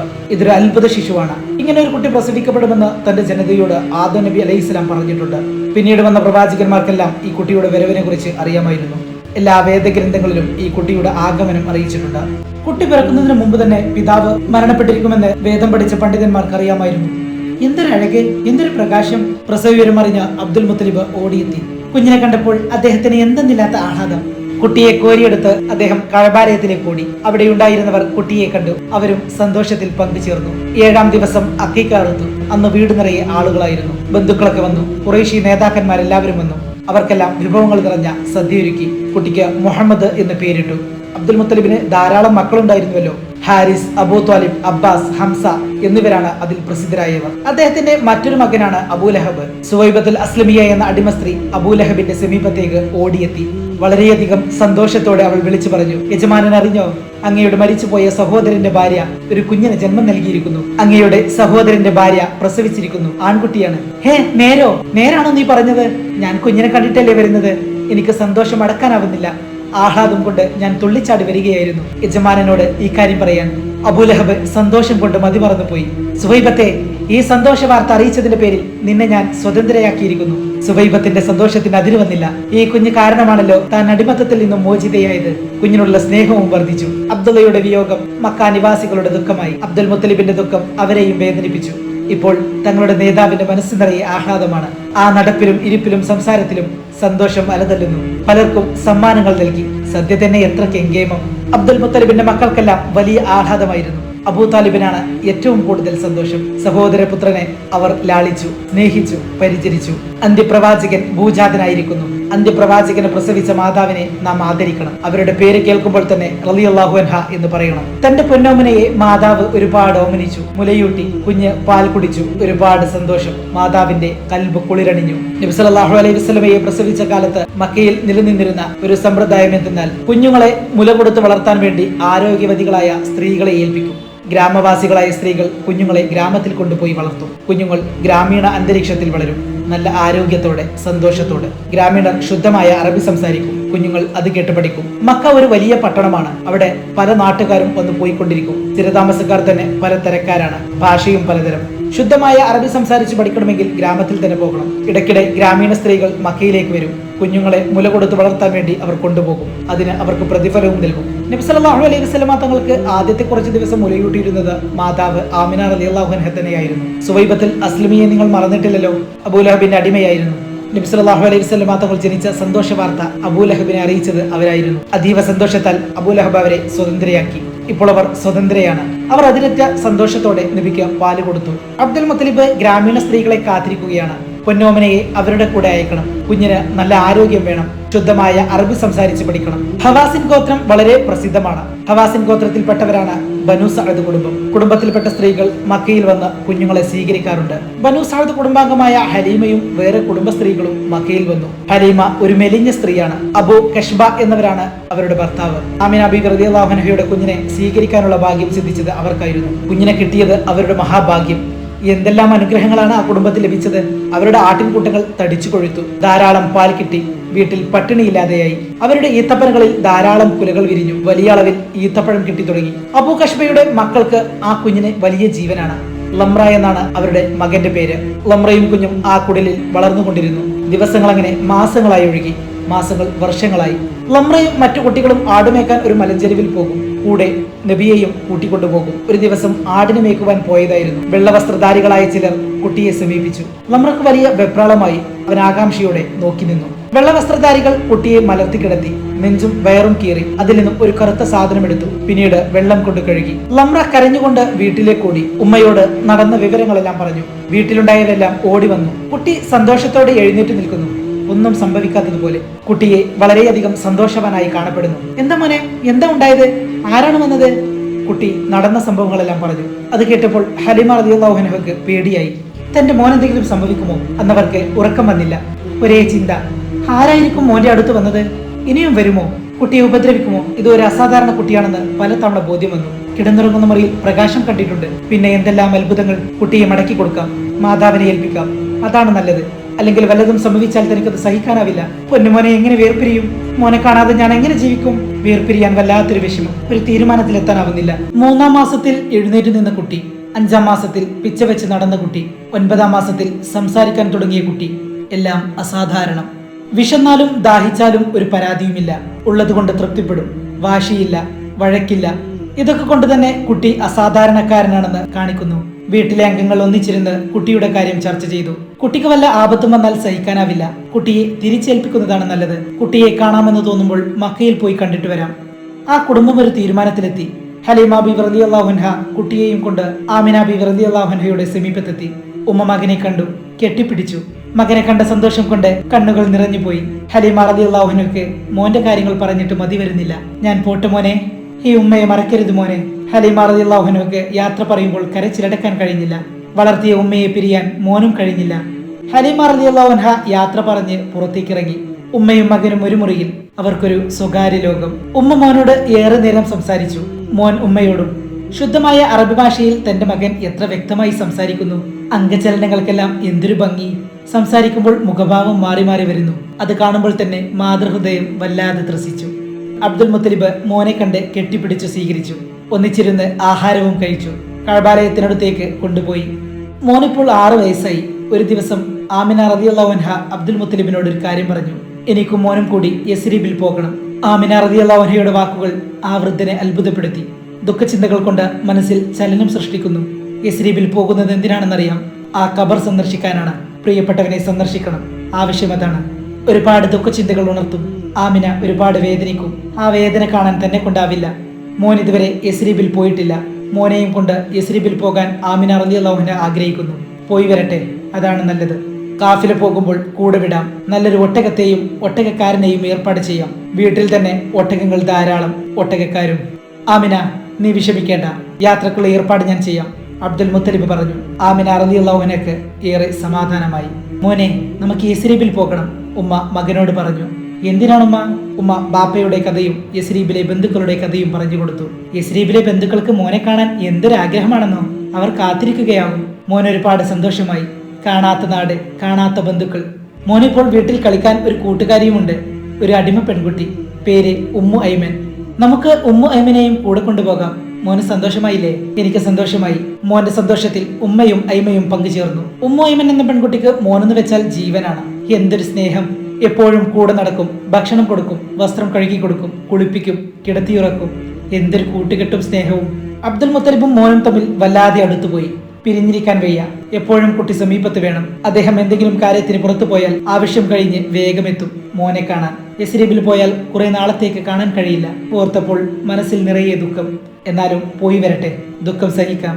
യാത്രയുടെ ദിവസം നിശ്ചയിച്ചു, ഒരുക്കം തുടങ്ങി. അങ്ങനെ കാത്തിരുന്ന ദിനം പുലർന്നു. ഒട്ടകവും ഒട്ടകക്കാരനും തയ്യാറായി. അബ്ദുൽ മുത്തലിബ് മകനെ കെട്ടിപ്പിടിച്ച് ചുംബിച്ചു. വേദനയോടെ യാത്ര പറഞ്ഞു. ഉപ്പാപ്പയെ പിരിയാൻ മോനും വല്ലാത്ത വിഷമം തന്നെ. ഞങ്ങൾ പോയി വരട്ടെ, ആമിന റളിയല്ലാഹു അൻഹ യാത്ര പറഞ്ഞു. സ്ത്രീകളും കുട്ടികളും പുരുഷന്മാരും നോക്കി നിൽക്കെ ഒട്ടകം മുന്നോട്ട് നീങ്ങി. എല്ലാ കൽബുകളും തേങ്ങുകയായിരുന്നു. എല്ലാവരുടെയും ചിന്തകൾ 6 വർഷങ്ങൾക്കപ്പുറത്തേക്ക് പറന്നുപോയി. കച്ചവടത്തിന് പോയ അബ്ദുള്ള യസ്രീബിൽ വെച്ചുണ്ടായ അദ്ദേഹത്തിന്റെ മരണം. ആ ഖബറിടം സന്ദർശിക്കാൻ വേണ്ടി പുറപ്പെടുകയാണ്. ബന്ധുക്കളിൽ പലരും ഖബർ സന്ദർശിച്ചിരുന്നു. ഇപ്പോഴിതാ സ്വന്തം മകനും പുറപ്പെട്ടിരിക്കുന്നു. മറക്കാനാവാത്ത യാത്ര, മരുഭൂമിയിലൂടെയുള്ള ദീർഘമായ യാത്ര. അന്നത്തെ അനുഭവങ്ങൾ ഒരിക്കലും മറക്കാനാവില്ല. മാതാവിനോടൊപ്പമുള്ള യാത്ര. ദിനരാത്രങ്ങൾ അങ്ങനെ പലതും കടന്നുപോയി. യാത്രക്കാർ യസ്രീബിലെത്തി. ബനു നജാർ കുടുംബം താമസിക്കുന്ന സ്ഥലത്ത് ഒട്ടകം മുട്ടുകുത്തി. കുടുംബാംഗങ്ങൾ ആഗതരെ കണ്ട് അന്തം വിട്ടു നിന്നുപോയി. അവർക്ക് സന്തോഷമടക്കാനായില്ല. 6 വയസ്സുകാരനെയും ഉമ്മയെയും അവർ സ്വീകരിച്ചു. ഉമ്മോയിമൻ എന്ന പെൺകുട്ടിയെ അവർ പരിചയപ്പെട്ടു. ഉമ്മയും മകനും ആ ഖബറിനരികിൽ ചെന്ന് നിന്നു. മകനുമ്മയുടെ മുഖത്തേക്ക് ഉറ്റുനോക്കുന്നു. വെളുത്ത മുഖം വാടിയിരിക്കുന്നു. മനസ്സിൽ ഓർമ്മകളുടെ തള്ളൽ. യാത്ര പറഞ്ഞു പോയതാണ്. അന്ന് പറഞ്ഞ വാക്കുകൾ ഇന്നും കാതിൽ മുഴങ്ങുന്നു. കച്ചവടം കഴിഞ്ഞ് ഞാനിങ്ങ് വേഗമെത്തും, എന്റെ അരികിൽ ഓടിയെത്തുമെന്ന് പറഞ്ഞു പോയ ആൾ ഇതാ ഇവിടെ വരെ എത്തിയേയുള്ളൂ. വിവാഹം കഴിഞ്ഞ് ഏതാനും ദിവസങ്ങൾ മാത്രം ഒന്നിച്ച് താമസിച്ച ശേഷം തന്നെ വിട്ടുപോയ പുതുമാരൻ ഇതാ കിടക്കുന്നു. ഈ ഖബറിൽ നിയന്ത്രണം വിട്ടുപോയി. കണ്ണീർ ചാലുകൾ ഒഴുകി. വെളുത്ത കവിളിലൂടെ ഒഴുകി വന്ന കണ്ണുനീർ തുള്ളികൾ ഖബറിന് മുകളിലേക്ക് വീണു ചിതറി. ഉമ്മയുടെ കരച്ചിൽ കണ്ടു നിൽക്കാൻ മോനും കഴിയുന്നില്ല. മകനും കരഞ്ഞുപോയി. ദുഃഖമെന്താണെന്ന് കുട്ടി അറിയുന്നു. വിരഹവേദന അറിയുന്നു. കണ്ണീരും നെടുവീർപ്പും എന്താണെന്ന് അറിയുന്നു. ഉമ്മോയിമൻ ആ ദുഃഖത്തിന് സാക്ഷിയായി. കണ്ണീർ കണങ്ങൾക്കും നെടുവീർപ്പുകൾക്കും സാക്ഷി. ഒരിക്കലും കണ്ടിട്ടില്ലാത്ത ആ പ്രദേശം 6 വയസ്സുകാരൻ ഓടി നടന്ന് കാണുന്നു. ബന്ധുക്കൾക്ക് കുട്ടിയെ കണ്ടിട്ടും മതി വരുന്നില്ല. കുട്ടിയുടെ ഓരോ അവയവവും അവർ കൗതുകത്തോടെ നോക്കി കാണുന്നു. നെറ്റിത്തടം, പുരികങ്ങൾ, കവിൾത്തടം, ചുണ്ടുകൾ, ദന്തനിരകൾ, കഴുത്ത്, കൈക്കാലുകൾ എല്ലാം എത്ര അഴകായി സൃഷ്ടിച്ചിരിക്കുന്നു. കുട്ടിയുടെ അംഗചലനങ്ങൾ, സംസാര രീതി, മുഖഭാവം സാധാരണ കുട്ടികളിൽ നിന്നും ഒരുപാട് വ്യത്യസ്തത. ബന്ധുക്കളെയെല്ലാം പരിചയപ്പെട്ടു. സ്ഥലങ്ങളും പരിചയപ്പെട്ടു. കുട്ടികൾക്കൊപ്പം നീന്തൽ പഠിക്കാൻ പോയി. അങ്ങനെ ഒരിക്കലും മറക്കാനാവാത്ത ഒരുപാട് അനുഭവങ്ങൾ. ബന്ധുക്കളുടെ വീട്ടിൽ ഒരു ദിവസം താമസിച്ചു. ഇനി മടക്കയാത്ര. ബന്ധുക്കളോട് യാത്ര പറച്ചിൽ, വേർപാടിന്റെ വേദന, കണ്ടുമുട്ടലുകൾ, ഒന്നിച്ചുള്ള ജീവിതം, അതിന്റെ സുഖദുഃഖങ്ങൾ, പിന്നെ വേർപിരിയൽ. 6 വയസ്സുകാരൻ അതെല്ലാം അനുഭവിച്ചറിഞ്ഞു. അവർ ഒട്ടകക്കട്ടിലിൽ കയറി. ബന്ധുക്കൾ ചുറ്റും കൂടി. അടുത്ത കൊല്ലം വരണം. ബന്ധുക്കൾ സ്നേഹപൂർവ്വം ക്ഷണിച്ചു. പോയി വരട്ടെ. ഒട്ടകം അങ്ങനെ നീങ്ങി. മടക്കയാത്ര തുടങ്ങിയപ്പോൾ മകന്റെ മനസ്സിൽ ഒരു മാസത്തെ ജീവിതാനുഭവങ്ങൾ തെളിഞ്ഞു നിന്നു. കരിമലകൾ അകന്നുപോയി. അപ്പോൾ മകൻ ഉപ്പൂപ്പയെ ഓർക്കുന്നു. എനിക്ക് ഉപ്പൂപ്പയെ കാണണം, കണ്ടിട്ട് എത്ര നാളായി. അങ്ങെത്തട്ടെ മോനെ. മോൻ വേദന അടക്കി ഒട്ടകപ്പുറത്തിരുന്നു. കുറെ ദൂരം യാത്ര ചെയ്തു. അങ്ങനെ അവർ അബവാ എന്ന ദേശത്തെത്തി. മോൻ ഉമ്മയുടെ മുഖത്തേക്ക് നോക്കി. ഉമ്മയുടെ മുഖം വാടിയിരിക്കുന്നു. മുഖത്ത് നല്ല ക്ഷീണം. ഒട്ടകപ്പുറത്ത് ഇരിപ്പുറക്കുന്നില്ല. ഉമ്മയ്ക്കിത് എന്തു പറ്റി? ഉമ്മ, മകൻ വേദനയോടെ വിളിച്ചു. ഉമ്മാക്ക് വെയ്യ മോനെ. നേർത്ത ശബ്ദം. ഒട്ടകം മുട്ടുകുത്തി. യാത്ര നിർത്തി അവർ താഴെ ഇറങ്ങി. ഉമ്മ താഴെ കിടന്നു. വെള്ളം കുടിച്ചു. ക്ഷീണം കുറയുന്നില്ല. 6 വയസ്സുകാരന്റെ മനസ്സ് വല്ലാതെ വിഷമിച്ചു. ഉമ്മ എഴുന്നേൽക്കാത്തതിന്റെ? ഉമ്മ എഴുന്നേറ്റിട്ട് വേണം യാത്ര തുടരാൻ. യാത്ര ചെയ്താലല്ലേ മക്കത്തെത്തൂ. മക്കത്തെത്തിയാലല്ലേ ഉപ്പൂപ്പയെ കാണാൻ പറ്റൂ. മകൻ വെപ്രാളത്തോടെ ഉമ്മയുടെ മുഖത്തേക്ക് ഉറ്റുനോക്കുകയാണ്. ഉമ്മ കണ്ണു തുറന്നു. മകനെ നോക്കി. പിന്നെ ഉമ്മോയ്മൻ എന്ന പെൺകുട്ടിയെ നോക്കി. ഇരുവരും സമീപത്ത് തന്നെയുണ്ട്. ഉമ്മയുടെ തളർന്ന കൈകൾ ചലിച്ചു. പൊന്നുമോന്റെ കൈ പിടിച്ചു. അത് ഉമ്മോയ്മന്റെ കയ്യിൽ വെച്ചു കൊടുത്തു. എന്നിട്ട് മെല്ലെ പറഞ്ഞു, ഈ കിടപ്പിൽ ഞാനെങ്ങാനും മരിച്ചു പോയാൽ എന്റെ പൊന്നുമോനെ അവന്റെ ഉപ്പൂപ്പയുടെ കയ്യിൽ കൊണ്ടു ചെന്ന് ഏൽപ്പിക്കണം. അവർ ഞെട്ടിപ്പോയി. എന്താണുമ്മ പറഞ്ഞത്? മോനുമ്മയെ കെട്ടിപ്പിടിച്ചു കരഞ്ഞു. ഉമ്മോയ്മനും കരച്ചിലടക്കാനായില്ല. ദുഃഖം തളം കെട്ടി നിന്നു. അവിടെ മരണത്തിന്റെ കാലൊച്ച. 20 വയസ്സുള്ള ആമിന റളിയല്ലാഹു അൻഹു മോനെ കണ്ട് കൊതി തീർന്നില്ല. കണ്ണുകൾ തളരുന്നു, നെറ്റിത്തടം വിയർക്കുന്നു, ശ്വാസം നിലച്ചു, കണ്ണുകൾ അടഞ്ഞു, ശരീരം നിശ്ചലമായി. കുട്ടി മരണം കൺമുന്നിൽ കണ്ടു. പിതാവിനെ കണ്ടിട്ടില്ല, ഖബറിടം കണ്ടു, അതിന്റെ ദുഃഖവും സഹിച്ചു. ഏറെ കഴിയും മുമ്പ് മാതാവും ഇതാ ചലനമിട്ട് കിടക്കുന്നു. ഇനിയുള്ള യാത്രയിൽ അവർ കൂട്ടിനില്ല. ആമിന റളിയല്ലാഹു അൻഹയുടെ ജനാസ അവിടെ ഖബറടക്കപ്പെട്ടു. 6 വയസ്സുകാരൻ ദുഃഖം കടിച്ചമർത്തി. വീണ്ടും യാത്ര. മാതാവും പിതാവും നഷ്ടപ്പെട്ട കുട്ടി. മാതാവിന്റെ മരണരംഗം കൺമുന്നിൽ നിന്നും മായുന്നില്ല. ഒട്ടകം വന്നു. ഒട്ടകക്കട്ടിലിൽ നിന്നും പൊന്നുമോനും ഉമ്മുഅയ്മനും ഇറങ്ങി വന്നു. 6 വയസ്സുകാരന്റെ കരയുന്ന കണ്ണുകൾ. ഉപ്പൂപ്പ. കുട്ടി നിയന്ത്രണം വിട്ട് കരഞ്ഞു. പൊന്നുമോനെ. മോനും ഉപ്പാപ്പയും കെട്ടിപ്പിടിച്ചുകൊണ്ട് കരഞ്ഞു. എന്റെ റബ്ബേ, എന്റെ മോന്റെ ഗതി. അബ്ദുൽ മുത്തലിബിന് കുട്ടിയോടുള്ള സ്നേഹവും വാത്സല്യവും വർദ്ധിച്ചു. ഇനി കുട്ടിക്ക് ഞാൻ മാത്രമേ ഉള്ളൂ. അവർ ഒരേ പാത്രത്തിൽ നിന്നും ഒന്നിച്ചിരുന്ന് ആഹാരം കഴിക്കും, ഒന്നിച്ച് നടക്കാനിറങ്ങും, ഒരേ വിരിപ്പിൽ കിടന്നുറങ്ങും. കുട്ടിയെ വിട്ടുപിരിയാനാവുന്നില്ല. അങ്ങനെ 2 വർഷങ്ങൾ കടന്നുപോയി. കുട്ടിക്ക് 8 വയസ്സായി. ബഹുമാന്യനായ അബ്ദുൽ മുത്തലിബും ഈ ലോകത്തോട് വിട പറഞ്ഞു. ആളുകൾ ഓടിക്കൂടി. അവർ കണ്ട കാഴ്ച എന്താണ്? മയ്യത്ത് കിടത്തിയ കട്ടിലിന്റെ കാലിൽ പിടിച്ചുകൊണ്ട് പൊട്ടിക്കരയുന്ന 8 വയസ്സുള്ള കുട്ടി. ദുഃഖത്തിന്മേൽ ദുഃഖം. മക്കയുടെ നേതാവിന് ഖബർ തയ്യാറായി. മയ്യത്ത് കട്ടിൽ നീങ്ങിയപ്പോൾ കുട്ടി പിന്നാലെ നടക്കുന്നു. ഖബറടക്കം കഴിഞ്ഞു. ഒഴിഞ്ഞ മയ്യത്ത് കട്ടിലുമായി ജനങ്ങൾ മലയിറങ്ങി വരുമ്പോൾ പലരും കുട്ടിയെ ശ്രദ്ധിച്ചു. ഉപ്പൂപ്പയുടെ ഖബറിനു നേരെ പലതവണ തിരിഞ്ഞു നോക്കിക്കൊണ്ട് 8 വയസ്സുകാരൻ നടന്നു വരുന്നു. അങ്ങനെ അവർ വീട്ടിലെത്തി. ഉപ്പൂപ്പയെ കെട്ടിപ്പിടിച്ച് താനും ഈ കട്ടിലിലാണ് കിടന്നത്. ഇതാ കട്ടിൽ ഒഴിഞ്ഞു കിടക്കുന്നു. എന്റെ ഉപ്പൂപ്പ പോയി. അങ്ങനെ 4 വർഷങ്ങൾ പിന്നിട്ടു. അന്ന് അബ്ദുള്ള റളിയല്ലാഹു അൻഹുവിന്റെയും ആമിന ബീവി റളിയല്ലാഹു അൻഹയുടെയും പൊന്നോമന പുത്രന് 12 വയസ്സായി. ഷാമിലേക്കുള്ള കാഫില പുറപ്പെടാൻ സമയമായി. കൊല്ലത്തിലൊരിക്കൽ അബൂ ത്വാലിബും കാഫിലയോടൊപ്പം പോകും. ഞാനും വരാം, കുട്ടിയുടെ ആവശ്യം. പൊന്നുമോനെ, മോനെ കൊണ്ട് അത്രയും ദൂരം സഞ്ചരിക്കാനാവില്ല, വളരെ പ്രയാസമാണ്. മോൻ ഇവിടെ ഇരുന്നാൽ മതി. അബൂ ത്വാലിബ് കുട്ടിയെ പിന്തിരിപ്പിക്കാൻ നോക്കി. അതൊന്നും സാരമില്ല, ഞാൻ വരാം. കുട്ടി നിർബന്ധം പിടിച്ചു. അബൂ ത്വാലിബ് വല്ലാതെ വിഷമിച്ചു. കുട്ടിയെ കൂടെ കൊണ്ടുപോകാൻ പറ്റില്ല. മരുഭൂമിയിലെ ദീർഘയാത്രയാണ്. കൊണ്ടുപോകാതിരുന്നാൽ കുട്ടിയുടെ മനസ്സ് വേദനിക്കും. എന്ത് വേണം, കുട്ടിയെ വേദനിപ്പിച്ചുകൂടാ. മോനെയും കൂടി കൊണ്ടുപോകാം. കുട്ടിക്ക് സന്തോഷമായി. അങ്ങനെ കാഫില പുറപ്പെട്ടു. അബൂ ത്വാലിബ് തന്റെ അരികിൽ തന്നെ കുട്ടിയെ ഇരുത്തി. ഈ യാത്രയും കുട്ടിക്ക് വളരെയധികം പ്രയോജനപ്പെട്ടു. ഓരോ സ്ഥലത്തെത്തുമ്പോഴും അബൂ ത്വാലിബ് ആ സ്ഥലത്തെക്കുറിച്ച് കുട്ടിക്ക് വിവരിച്ചു കൊടുക്കും. കേട്ടതെല്ലാം ഓർമ്മയിൽ വെക്കും. സന്തോഷകരമായ യാത്ര. യാത്രക്കാർ ബുസ്ര എന്ന സ്ഥലത്തെത്തി. അവർ അവിടെ അല്പനേരം വിശ്രമിച്ചു. ഒരു ക്രിസ്തീയ പുരോഹിതൻ കുട്ടിയെ ശ്രദ്ധിക്കുന്നുണ്ടായിരുന്നു. അദ്ദേഹത്തിന്റെ പേര് ബുഹൈറ. പൂർവ്വവേദങ്ങൾ പഠിച്ചിട്ടുള്ള പണ്ഡിതനാണ് ബുഹൈറ. അതിലെ സൂചനകൾ വെച്ച് നോക്കിയാൽ ഒരു പ്രവാചകൻ വരാൻ സമയമായിരിക്കുന്നു. ആ പ്രവാചകന്റെ ലക്ഷണങ്ങൾ വേദങ്ങളിൽ വിവരിച്ചിട്ടുണ്ട്. ആ ലക്ഷണങ്ങൾ ഈ കുട്ടിയിൽ കാണുന്നുണ്ട്. ബുഹൈറ അബൂ ത്വാലിബിന്റെ മുന്നിലെത്തി. എന്നിട്ടൊരു ചോദ്യം. ഏതാണ് ഈ കുട്ടി? എന്റെ മകൻ, അബൂ ത്വാലിബ് പറഞ്ഞു. നിങ്ങളുടെ സ്വന്തം മകനോ? ബുഹൈറ ചോദിച്ചു. അബൂ ത്വാലിബ് എന്തോ ആലോചിക്കുന്നു. നിങ്ങളുടെ മകനാകാൻ വഴിയില്ല. പറയൂ, ഈ കുട്ടിയുടെ പിതാവാരാണ്? ബുഹൈറ തറപ്പിച്ചു ചോദിച്ചു. എന്റെ സഹോദരപുത്രനാണ്, അബൂ ത്വാലിബ് പറഞ്ഞു. നിങ്ങളുടെ സഹോദരൻ എവിടെ? മരിച്ചുപോയി. എപ്പോൾ? ഈ കുട്ടിയെ പ്രസവിക്കുന്നതിന് മുമ്പ്. എങ്കിൽ ഈ കുട്ടി അത് തന്നെ. എന്താ പറഞ്ഞത്? ഒരു പ്രവാചകൻ വരാൻ സമയമായിരിക്കുന്നു. ഈ കുട്ടിയിൽ പ്രവാചക ലക്ഷണങ്ങൾ കാണുന്നുണ്ട്. നിങ്ങൾ സൂക്ഷിക്കണം. ശത്രുക്കൾ ഈ കുട്ടിയെ കാണാൻ ഇടവന്നാൽ ഉപദ്രവിക്കും. ഉടനെ തിരിച്ചു പോകണം. ശത്രുക്കൾ കാണാൻ ഇടയാവരുത്. അബൂ ത്വാലിബ് ഭയന്നുപോയി. പിന്നീടെല്ലാം ധൃതി പിടിച്ചായിരുന്നു. ഷാമിലെത്തി. കച്ചവട കേന്ദ്രങ്ങൾ ഉണർന്നു. വ്യാപാര കാര്യങ്ങൾ പെട്ടെന്ന് അവസാനിപ്പിച്ചുകൊണ്ട് അവർ വേഗം മടങ്ങി.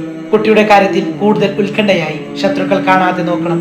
അവർ കുട്ടിയെ തിരിച്ചറിയും. പൊന്നുമോനെയും കൊണ്ട് മക്കയിൽ തിരിച്ചെത്തിയിട്ടേ ആശ്വാസമാവുകയുള്ളൂ. ഇനി ദൂരയാത്രക്കൊന്നും അയക്കരുത് എന്ന തീരുമാനമെടുക്കുകയും ചെയ്തു. കുട്ടി ഇടയ്ക്കൊക്കെ വീട്ടിലെ കുട്ടികളോടൊപ്പം ആടിനെ മേക്കാൻ പോകുമായിരുന്നു. ഉന്നത കുടുംബത്തിലെ കുട്ടികളും മേച്ചിൽ സ്ഥലത്തുണ്ടാകും. മക്കാർക്കൊക്കെ അബ്ദുള്ളയുടെ പുത്രനോട് വലിയ സ്നേഹമാണ്. ഒരു ബഹളത്തിനും പോകില്ല. ആളുകളെ സഹായിക്കും. സത്യം മാത്രമേ പറയുകയുള്ളൂ. മക്കാർ ആ കുട്ടിയെ അൽ അമീൻ എന്ന് വിളിച്ചു. അൽ അമീൻ എന്ന് പറഞ്ഞാൽ എന്താണ് അർത്ഥമെന്നറിയില്ലേ? വിശ്വസ്തൻ. വാക്കുകൾ പറഞ്ഞാൽ അത് വിശ്വസിക്കാം, കള്ളം പറയില്ല. മക്കയിൽ ധാരാളം ഗോത്രങ്ങളുണ്ട്. അവർ ഇടയ്ക്കിടെ ബഹളം വെക്കും. നിസ്സാര കാരണം മതി അടിപിടി കൂടും. എല്ലാവർക്കും പ്രതികാര ചിന്തയാണ്. അതില്ലാത്തവർ കുറവാണ്. ഇങ്ങോട്ട് പറഞ്ഞാൽ അങ്ങോട്ടും പറയും, ഇങ്ങോട്ടിടിച്ചാൽ അങ്ങോട്ടും ഇടിക്കും. ഗോത്രങ്ങൾക്കിടയിൽ പ്രതികാര ചിന്ത വളരെ ശക്തമായിരിക്കുന്നു. നബി സല്ലല്ലാഹു അലൈഹി വസല്ലം തങ്ങൾക്ക് 14 വയസ്സുള്ളപ്പോൾ വലിയൊരു യുദ്ധം നടന്നു. 4 വർഷം നീണ്ടുനിന്ന യുദ്ധം. ഫിജാർ യുദ്ധം. ഖുറൈശ്, ഖൈസ് എന്നീ ഗോത്രങ്ങൾ തമ്മിൽ നടന്ന യുദ്ധം. നീതി ഖുറൈശികളുടെ ഭാഗത്തായിരുന്നു. നബി സല്ലല്ലാഹു അലൈഹി വസല്ലമയുടെ പിതൃ സഹോദരന്മാരായിരുന്നു യുദ്ധത്തിന് നേതൃത്വം വഹിച്ചിരുന്നത്. അമ്പുകൾ പെറുക്കി കൊടുക്കുക എന്ന ജോലി അന്ന് അൽ അമീനും ചെയ്തിരുന്നു. ഖുറൈശികളുടെ പതാക വഹിച്ചിരുന്നത് സുബൈർ എന്ന പിതൃവ്യനായിരുന്നു. യുദ്ധം മൂലം നാട് നശിച്ചു. മക്കയുടെ പ്രതാപത്തിന് മങ്ങലേറ്റു. സർവത്ര ദാരിദ്ര്യം പടർന്നു. കൊല്ലപ്പെട്ടവർ നിരവധിയാണ്. അവരുടെ മക്കളെ നോക്കാൻ ആളില്ല. അവർ നാഥനില്ലാതെ അലഞ്ഞു നടന്നു. അവരെ പലരും ആക്രമിച്ചു. ഈ അവസ്ഥ അൽ അമീൻ എന്ന കുട്ടിയെ വളരെയധികം വേദനിപ്പിച്ചു. തന്റെ സമപ്രായക്കാരുടെ കഷ്ടപ്പാടുകൾ ആ കുട്ടി ആശങ്കയോടെ നോക്കി നിന്നു. കൊല്ലപ്പെട്ടവരുടെ വിധവകളുടെ അവസ്ഥ വളരെ ദയനീയമായിരുന്നു. ഒരു യുദ്ധത്തിന്റെ കെടുതികൾ നേരിൽ കണ്ടു. മറക്കാനാവാത്ത ദുരിതങ്ങൾ. വിദേശികൾക്ക് ഖുറൈശികളോടുണ്ടായിരുന്ന ഭയവും ആദരവും പോയി. ഖുറൈശികൾ വളരെയേറെ വേദന സഹിച്ചു. ഉഖാള ചന്തയിൽ വെച്ചാണ് കലഹം പൊട്ടിപ്പുറപ്പെട്ടത്. കാഴ്ബയും അതിന്റെ പരിസര പ്രദേശങ്ങളും അടങ്ങുന്ന ഹറം പുണ്യഭൂമിയായി പണ്ടേ കരുതി പോരുന്നതാണ്. അവിടെ വെച്ച് യുദ്ധവും കലഹവും പാടില്ല. റജബ്, ദുൽഖഅദ്, ദുൽഹിജ, മുഹറം എന്നീ മാസങ്ങൾ വളരെ വിശുദ്ധമാണ്. യുദ്ധം നിരോധിക്കപ്പെട്ട മാസമാണെന്ന് പൗരാണികമായി തന്നെ വിശ്വസിച്ചു വന്നിരുന്നു. ഫിജാർ യുദ്ധം എല്ലാ പാരമ്പര്യങ്ങളും തകർത്ത് കളഞ്ഞു. മാസങ്ങളുടെ മാന്യത പോലും കളങ്കപ്പെടുത്തി. ഇത് അധാർമിക യുദ്ധമാണ്. ഫിജാർ യുദ്ധം എന്ന പേരിന്റെ അർത്ഥം തന്നെ അതാണ്. മക്കയിൽ നാശം വിതച്ച ഫിജാർ യുദ്ധം. മക്ക പട്ടണത്തിന് നേരെ ആക്രമണം നടത്താൻ മുമ്പെങ്ങും ഒരു ഗോത്രക്കാരും തിരിഞ്ഞിട്ടില്ല. അറബ് ഗോത്രങ്ങൾ ഇപ്പോൾ അതിന് ധൈര്യപ്പെട്ടിരിക്കുന്നു. മക്കയിൽ വെച്ച് യാത്രക്കാർ ആക്രമിക്കപ്പെടാറില്ല, വിദേശികളെ ഉപദ്രവിക്കാറില്ല. ഇപ്പോൾ ധിക്കാരികൾ അതൊക്കെ ചെയ്തുകൊണ്ടിരിക്കുന്നു. സബീദ് ഗോത്രക്കാരനായ ഒരു കച്ചവടക്കാരൻ മക്കയിൽ വന്നു. ആരോ അയാളെ ആക്രമിച്ചു. കൈവശമുള്ള വസ്തുക്കളൊക്കെ തട്ടിപ്പറിച്ചു. അയാൾ ഖുറൈശികളുടെ സമീപത്ത് വന്ന് സങ്കടം പറഞ്ഞു. ഈ സംഭവം ഖുറൈശികളെ ഇരുത്തി ചിന്തിപ്പിച്ചു. അനാഥകളും വിധവകളും സംരക്ഷിക്കപ്പെടണം. യാത്രക്കാർ ആക്രമിക്കപ്പെടരുത്. മക്ക പട്ടണത്തെ ആക്രമിക്കരുത്. ഇത് സാധ്യമാക്കാൻ എന്തു ചെയ്യണം? ഖുറൈശി പ്രമുഖർ അബ്ദുല്ലാഹിബിന് ജുദ്ആന്റെ വീട്ടിൽ സമ്മേളിച്ചു. ദീർഘമായി ചർച്ച നടത്തി. ചില തീരുമാനങ്ങൾ എടുത്തു. ബനു ഹാഷിം, ബനു മുത്തലിബ്, ബനു അബ്ദുമനാഫ്, ബനു സഅദ്, തൈമുബിനു മുറ എന്നീ കുടുംബങ്ങൾ ചർച്ചയിൽ പങ്കെടുത്തു. അൽ അമീൻ എന്ന ചെറുപ്പക്കാരനും ആ ചർച്ചയിൽ പങ്കെടുത്തു. അവർ അവിടെ വെച്ച് തീരുമാനങ്ങൾ എടുത്തു. മക്കയിൽ വെച്ച് സ്വന്തം കുടുംബക്കാരോ അല്ലാത്തവരോ ആക്രമിക്കപ്പെടരുത്. വഴിയാത്രക്കാർക്ക് സംരക്ഷണം നൽകുന്നതാണ്. മർദ്ദിതനു സംരക്ഷണം നൽകും. മർദ്ദിക്കപ്പെടുന്നവരെ സഹായിക്കും. അവരുടെ അവകാശങ്ങൾ തിരിച്ചു കിട്ടും വരെ സമരം ചെയ്യും. ഈ ഉടമ്പടിക്ക് ഹിൽഫുൽ ഫുലൂൽ എന്ന് പറയുന്നു. പിതൃവിനായ സുബൈറിനോടൊപ്പം ബാലനായ നബി സല്ലല്ലാഹു അലൈഹി വസല്ലം തങ്ങൾ ഈ ഉടമ്പടി തയ്യാറാക്കുന്നതിൽ പങ്കുവഹിച്ചു. പിൽക്കാലത്ത് ഹിൽഫുൽ ഫുലൂലിനെ പുകഴ്ത്തിക്കൊണ്ട് നബി സല്ലല്ലാഹു അലൈഹി വസല്ലം തങ്ങൾ സംസാരിച്ചിട്ടുണ്ട്. ഹിൽഫുൽ ഫുലൂലിനെ ഞാൻ മേത്തരം ചുവന്ന ഒട്ടകങ്ങളെക്കാൾ വിലമതിക്കുന്നു. അത്തരത്തിലുള്ള ഒരു സംരംഭത്തിന് ക്ഷണം കിട്ടിയാൽ ഇനിയും ഞാൻ സ്വീകരിക്കും. ഈ ഉടമ്പടി സംരക്ഷിക്കാൻ ഖുറൈശി കബീലയിലെ എല്ലാ കുടുംബങ്ങളും യോജിച്ചു നിന്നു. അത് കാരണം അഗതികൾക്കും അനാഥകൾക്കും സംരക്ഷണം ലഭിച്ചു. മക്കയിൽ വെച്ച് പിന്നീട് ആക്രമണങ്ങൾ നടന്നില്ല. സമാധാനത്തിന്റെ കാലഘട്ടം വന്നു. അബൂ താലിബാണ് അന്ന് മക്കയുടെ പ്രധാന നായകൻ. ഫിജാർ യുദ്ധം അദ്ദേഹത്തെ വളരെയധികം വേദനിപ്പിച്ചു. മക്കയുടെ നാശം തന്റെ അധികാരത്തെ തകിടം മറിക്കുന്നതായി അദ്ദേഹത്തിന് തോന്നി. സമാധാന കരാറിലൂടെ കാര്യങ്ങൾ പുരോഗമിച്ചു വന്നതോടെ അദ്ദേഹത്തിന് ആശ്വാസമായി. ഒരു ഖുറൈശി പ്രമാണിയുടെ കഥ ഞാൻ നിങ്ങൾക്ക് പറഞ്ഞു തരാം. പേര് അസ്വ. ഒട്ടകപ്പുറത്ത് ചരക്കുമായി വന്ന ഒരു കച്ചവടക്കാരനെ അസ്വ കണ്ടു. ചരക്ക് കണ്ടപ്പോൾ അദ്ദേഹത്തിന് വാങ്ങാൻ മോഹം ഉദിച്ചു.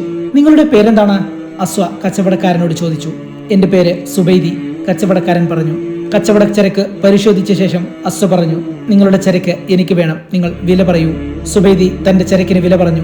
അസ്വ സമ്മതിച്ചു. ചരക്ക് കൈമാറി. പക്ഷേ റൊക്കം തരാനില്ല, കടം തരണം. അസ്വ നേതാവാണ്, പ്രസിദ്ധനും ധനികനുമാണ്. പണം ഉടനെ കിട്ടുമെന്നായിരുന്നു സുബൈദിയുടെ പ്രതീക്ഷ. കടം പറഞ്ഞപ്പോൾ അദ്ദേഹത്തിന് വിഷമം തോന്നി. എങ്കിലും അദ്ദേഹം സമ്മതിച്ചു. അവധിയും പറഞ്ഞല്ലോ. പറഞ്ഞ അവധിക്ക് പണം കിട്ടുമെന്ന് അദ്ദേഹം വിശ്വസിച്ചു. ആ വിശ്വാസത്തിൽ മടങ്ങിപ്പോയി. നിശ്ചിത ദിവസം സുബൈദി അസ്വയുടെ വീട്ടിലെത്തി. എന്റെ ചരക്കിന്റെ വില തന്നാലും? സുബൈദി വിനയപൂർവ്വം അപേക്ഷിച്ചു. പ്രിയപ്പെട്ട സുബൈദി, പണമൊന്നും വന്നില്ലല്ലോ, കുറച്ചു ദിവസം കൂടി കഴിയട്ടെ. അസ്വ മറ്റൊരു അവധി പറഞ്ഞു. സുബൈദി എന്ത് ചെയ്യും? ശക്തനായ നേതാവല്ലേ അസ്വ. സുബൈദി മടങ്ങിപ്പോയി വളരെ ദുഃഖത്തോടെ. പലതവണ സുബൈദി വന്ന് അസ്വനെ കണ്ടു. പണം കിട്ടിയില്ല. നിരാശനായ കച്ചവടക്കാരൻ പല ഖുറൈശി നേതാക്കളെയും കണ്ടു. അവരോട് പരാതി പറഞ്ഞു. ആരും സുബൈദിയുടെ ദുഃഖം കണ്ടില്ല. പ്രമുഖനായ അസ്വനെതിരെ എന്തെങ്കിലും സംസാരിക്കാൻ പോലും അവർ തയ്യാറായില്ല. സുബൈദി നിരാശനായി. ഇനി ആരോട് പറയും? ചില തറവാട്ടുകാരെ ചെന്ന് കണ്ട് അദ്ദേഹത്തിന്റെ സങ്കടം പറഞ്ഞു. അസ്വന്റെ കയ്യിൽ നിന്നും ചരക്കുകളുടെ വില വാങ്ങിത്തരണം. അവരിൽ ചിലരുടെ മനസ്സലിഞ്ഞു. മക്കാരനില്ലാത്ത ഒരാളാണ് സുബൈദി. ആ കാരണം കൊണ്ട് ഇത്രയും ക്രൂരത കാണിക്കാമോ? ഇത് അക്രമമല്ലേ? സുബൈദിയുടെ കാര്യം ചർച്ച ചെയ്യാൻ വേണ്ടി ചില തറവാട്ടുകാർ യോഗം ചേർന്നു. ഹാഷിം, മുത്തലിബ്, അസദ്, സുഹറ എന്നീ തറവാട്ടുകാരാണ് ഒത്തുകൂടിയത്. അബ്ദുല്ലാഹിബിനു ജുദ്ആൻ എന്ന പ്രമുഖന്റെ വീട്ടിൽ അവർ സമ്മേളിച്ചു.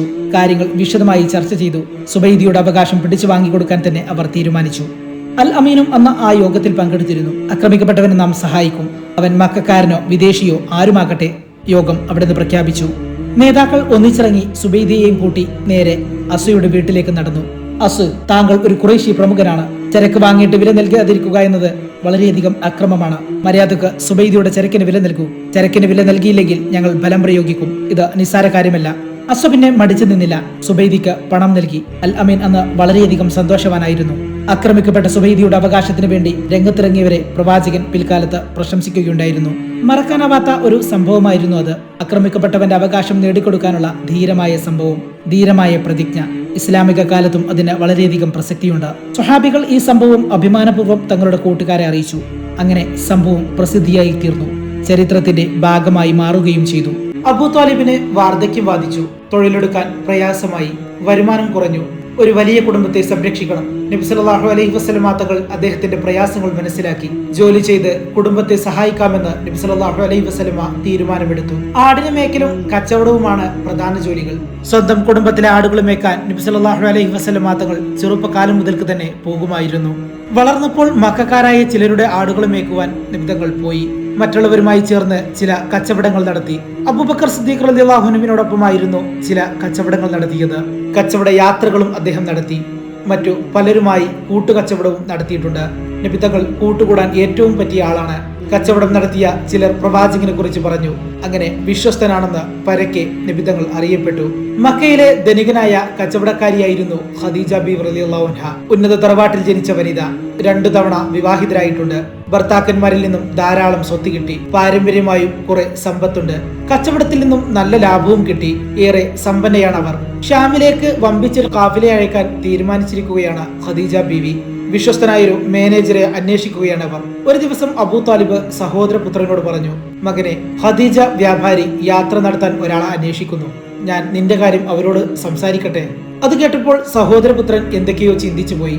തനിക്ക് 25 വയസ്സായി, നല്ല ജോലി വേണം. ഏതായാലും ഇക്കാര്യം സംസാരിക്കാം. മോനെ, കാലം നമുക്ക് അനുകൂലമല്ല. ഞാൻ വൃദ്ധനായി. നിനക്കൊരു ജോലി വേണ്ടേ? എനിക്കൊരു ജോലി വേണം. അങ്ങ് പോയി സംസാരിക്കൂ. അബൂ താലിബ് വീട്ടിൽ നിന്നിറങ്ങി. പഴയതുപോലെ സഞ്ചരിക്കാനൊന്നും പറ്റുന്നില്ല. ഖദീജയുടെ വീട്ടിലെത്തി. മക്കയുടെ നായകൻ തന്റെ വീട്ടിൽ വന്നിരിക്കുന്നു. ഖദീജക്ക് വലിയ സന്തോഷമായി. ഖദീജ, നിങ്ങൾ കച്ചവട യാത്ര നടത്താൻ വിശ്വസ്തനായ ഒരാളെ അന്വേഷിക്കുന്നുണ്ടെന്ന് കേട്ടു. ഞാൻ മുഹമ്മദിനെ ഏർപ്പെടുത്തി തരാം. നീ വാഗ്ദാനം ചെയ്ത പ്രതിഫലം ഞാൻ അറിഞ്ഞു. മുഹമ്മദിന് കുറച്ച് കൂടുതൽ നൽകണം. തീർച്ചയായും ഞാനത് ചെയ്യാം. ഖദീജ സമ്മതിച്ചു. അബൂ താലിബ് അവിടെ നിന്നിറങ്ങി നേരെ വീട്ടിൽ ചെന്ന് സഹോദരപുത്രനോട് കാര്യങ്ങൾ സംസാരിച്ചു. ഞാൻ ഖദീജയോട് സംസാരിച്ചു. നിന്നെ കച്ചവടത്തിന്റെ ഉത്തരവാദിത്വം ഏൽപ്പിക്കാമെന്നും അവർ സമ്മതിച്ചു. നല്ല പ്രതിഫലവും കിട്ടും. അള്ളാഹു നിനക്ക് നൽകിയ അനുഗ്രഹമാണിതെന്ന് നീ കരുതിക്കോളൂ. ഖദീജക്ക് ബുദ്ധിമാനായ ഒരു അടിമയുണ്ടായിരുന്നു. കച്ചവട കാര്യങ്ങളിലൊക്കെ ശ്രദ്ധിച്ചിരുന്ന ആളാണവർ. പേര് മൈസറ. അങ്ങനെ കാഫില പുറപ്പെടുകയായി. അൽ അമീൻ കച്ചവട സംഘത്തെ നയിക്കുന്നു. മൈസർ കൂടെയുണ്ട്. ഷാമിലേക്കുള്ള 2ാം യാത്ര. 12ാം വയസ്സിലെ യാത്രയിൽ കണ്ട സ്ഥലങ്ങൾ വീണ്ടും കൺമുന്നിൽ തെളിയുന്നു. വാദിൽ ഖുറ, മൈദൻ, സമൂദ് ദിനരാത്രങ്ങൾ കടന്നുപോയിക്കൊണ്ടിരുന്നു. മൈസറയുടെ കണ്ണുകൾ എല്ലായിടത്തും എത്തുന്നുണ്ട്. അൽ അമീൻ സഞ്ചരിക്കുമ്പോൾ ഒരു മേഘം കൂടെ സഞ്ചരിക്കുന്നു. മേഘത്തിന്റെ തണലിലാണ് എപ്പോഴും. ഇത് മൈസറയെ അത്ഭുതപ്പെടുത്തി. അവർ വളരെ ദൂരെ എത്തിക്കഴിഞ്ഞു. അപ്പോൾ വഴിക്കടവിൽ ഒരു ആശ്രമം കണ്ടു. നസ്തൂറ എന്ന പാതിരിയുടെ ആശ്രമം. പൂർവ്വവേദങ്ങളിലൂടെ അന്ത്യപ്രവാചകന്മാരുടെ ആഗമനത്തെ കുറിച്ച് മനസ്സിലാക്കിയ പണ്ഡിതനായിരുന്നു നസ്തൂറ. ആശ്രമത്തിനു സമീപം കാഫില ഇറങ്ങി. ഒരു മരത്തിന് ചുവട്ടിൽ അൽ അമീനും മൈസറയും ഇരുന്നു. നസ്തൂറ അവരുടെ സമീപത്തേക്ക് നടന്നു വന്നു. അൽ അമീനെ അവർ അടിമുടി നോക്കി. ആ മുഖത്ത് വല്ലാത്തൊരു വിസ്മയം. പേരും പിതാവിന്റെ പേരും മറ്റും ചോദിച്ചു. എല്ലാം കേട്ടുകഴിഞ്ഞപ്പോൾ നസ്തൂറ പറഞ്ഞു, ഈ മരത്തിന്റെ ചുവട്ടിൽ വിശ്രമിക്കുന്നത് ഒരു പ്രവാചകൻ തന്നെയാണ്. തൗറാത്തിൽ പറഞ്ഞ അതേ പ്രവാചകൻ ഇത് തന്നെയാണ്. മൈസറ അതിശയിച്ചിരുന്നു പോയി. ഒരു പ്രവാചകന്റെ കൂടെയാണോ താൻ യാത്ര ചെയ്യുന്നത്? മേഘം തണലിട്ട് കൊടുക്കുന്നത് വെറുതെയല്ല. മൈസറക്ക് പ്രവാചകനോട് എന്തെന്നില്ലാത്തൊരു ബഹുമാനം തോന്നി. അങ്ങനെ അവർ ഷാമിലെത്തി. ചന്തയിൽ കച്ചവട സാധനങ്ങൾ നിരത്തിവെച്ചു. അൽ അമീൻ എങ്ങനെയാണ് കച്ചവടം നടത്തുന്നതെന്ന് മൈസറ പ്രത്യേകം ശ്രദ്ധിച്ചു. സാധനങ്ങളുടെ മഹിമയൊന്നും അദ്ദേഹം വിളിച്ചു പറയുന്നില്ല. ഉള്ള കാര്യം പറയുന്നു. കിട്ടേണ്ട വില പറയുന്നു. അമിതമായ ലാഭക്കൊതിയൊന്നുമില്ല. സാധനങ്ങൾ വേഗം വിറ്റു തീർന്നു. നല്ല ലാഭവും കിട്ടുന്നു. വിചാരിച്ചതിലും നേരത്തെ കച്ചവടം തീർന്നു. മൈസറക്ക് വീണ്ടും അതിശയമായി. ഖദീജ കുറെ സാധനങ്ങൾ വാങ്ങിക്കൊണ്ടുവരാൻ പറഞ്ഞിട്ടുണ്ട്. അതൊന്നും മറന്നുപോയില്ല. എല്ലാം കൃത്യമായി വാങ്ങി. മൈസറ പറഞ്ഞു, യജമാനത്തിക്ക് വലിയ സന്തോഷമാകും. അങ്ങനെ മടക്കയാത്ര. അതും വളരെ സന്തോഷകരമായിരുന്നു. ഖദീജ ആകാംക്ഷയോടെ കാത്തിരിക്കുകയായിരുന്നു. കാഫില വരുന്നത് കാണാൻ വേണ്ടി മാളികയുടെ മുകൾ തട്ടിലാണ് അവർ നിന്നിരുന്നത്. കാഫില എത്തുന്നതിന് മുമ്പ് തന്നെ മൈസറ വീട്ടിലെത്തി ആഹ്ലാദപൂർവ്വം വിവരങ്ങൾ ഉണർത്തി. യജമാനത്തി, വലിയ അതിശയമായിരിക്കുന്നു. അൽ അമീന്റെ കാര്യം അതിശയം തന്നെ. യാത്രയിലുടനീളം മേഘങ്ങൾ തണലിട്ട് കൊടുത്തു. എങ്ങോട്ട് നീങ്ങിയാലും മേഘം കൂടെയുണ്ടാകും. എന്തൊരു നീതിമാൻ. കച്ചവടം പെട്ടെന്ന് തീർന്നു. വാങ്ങാൻ ഏൽപ്പിച്ച സാധനങ്ങളൊക്കെ വാങ്ങിയിട്ടുണ്ട്. നസ്തൂറ പറഞ്ഞ കാര്യവും ധരിപ്പിച്ചു. നോക്കി നോക്കി നിൽക്കെ കാഫില ഇങ്ങെത്തി. ഖദീജ ആഹ്ലാദപൂർവ്വം ഓടിച്ചെന്ന് സ്വീകരിച്ചു. അൽ അമീൻ, എങ്ങനെയുണ്ടായിരുന്നു യാത്രയൊക്കെ? എല്ലാം വളരെ സുഖമായിരിക്കുന്നു. വിനീതമായ മറുപടി. വാങ്ങിക്കൊണ്ടുവന്ന സാധനങ്ങളെല്ലാം നോക്കി. എല്ലാം താൻ വിചാരിച്ചതിനേക്കാൾ നന്നായിരിക്കുന്നു. അൽ അമീനു നേരത്തെ പറഞ്ഞ പ്രതിഫലം നൽകി. കൂടാതെ കുറെ പാരിതോഷികങ്ങളും. അടുത്ത വീഡിയോ പാർട്ട് 11 അപ്ലോഡ് ചെയ്യുന്നതായിരിക്കും.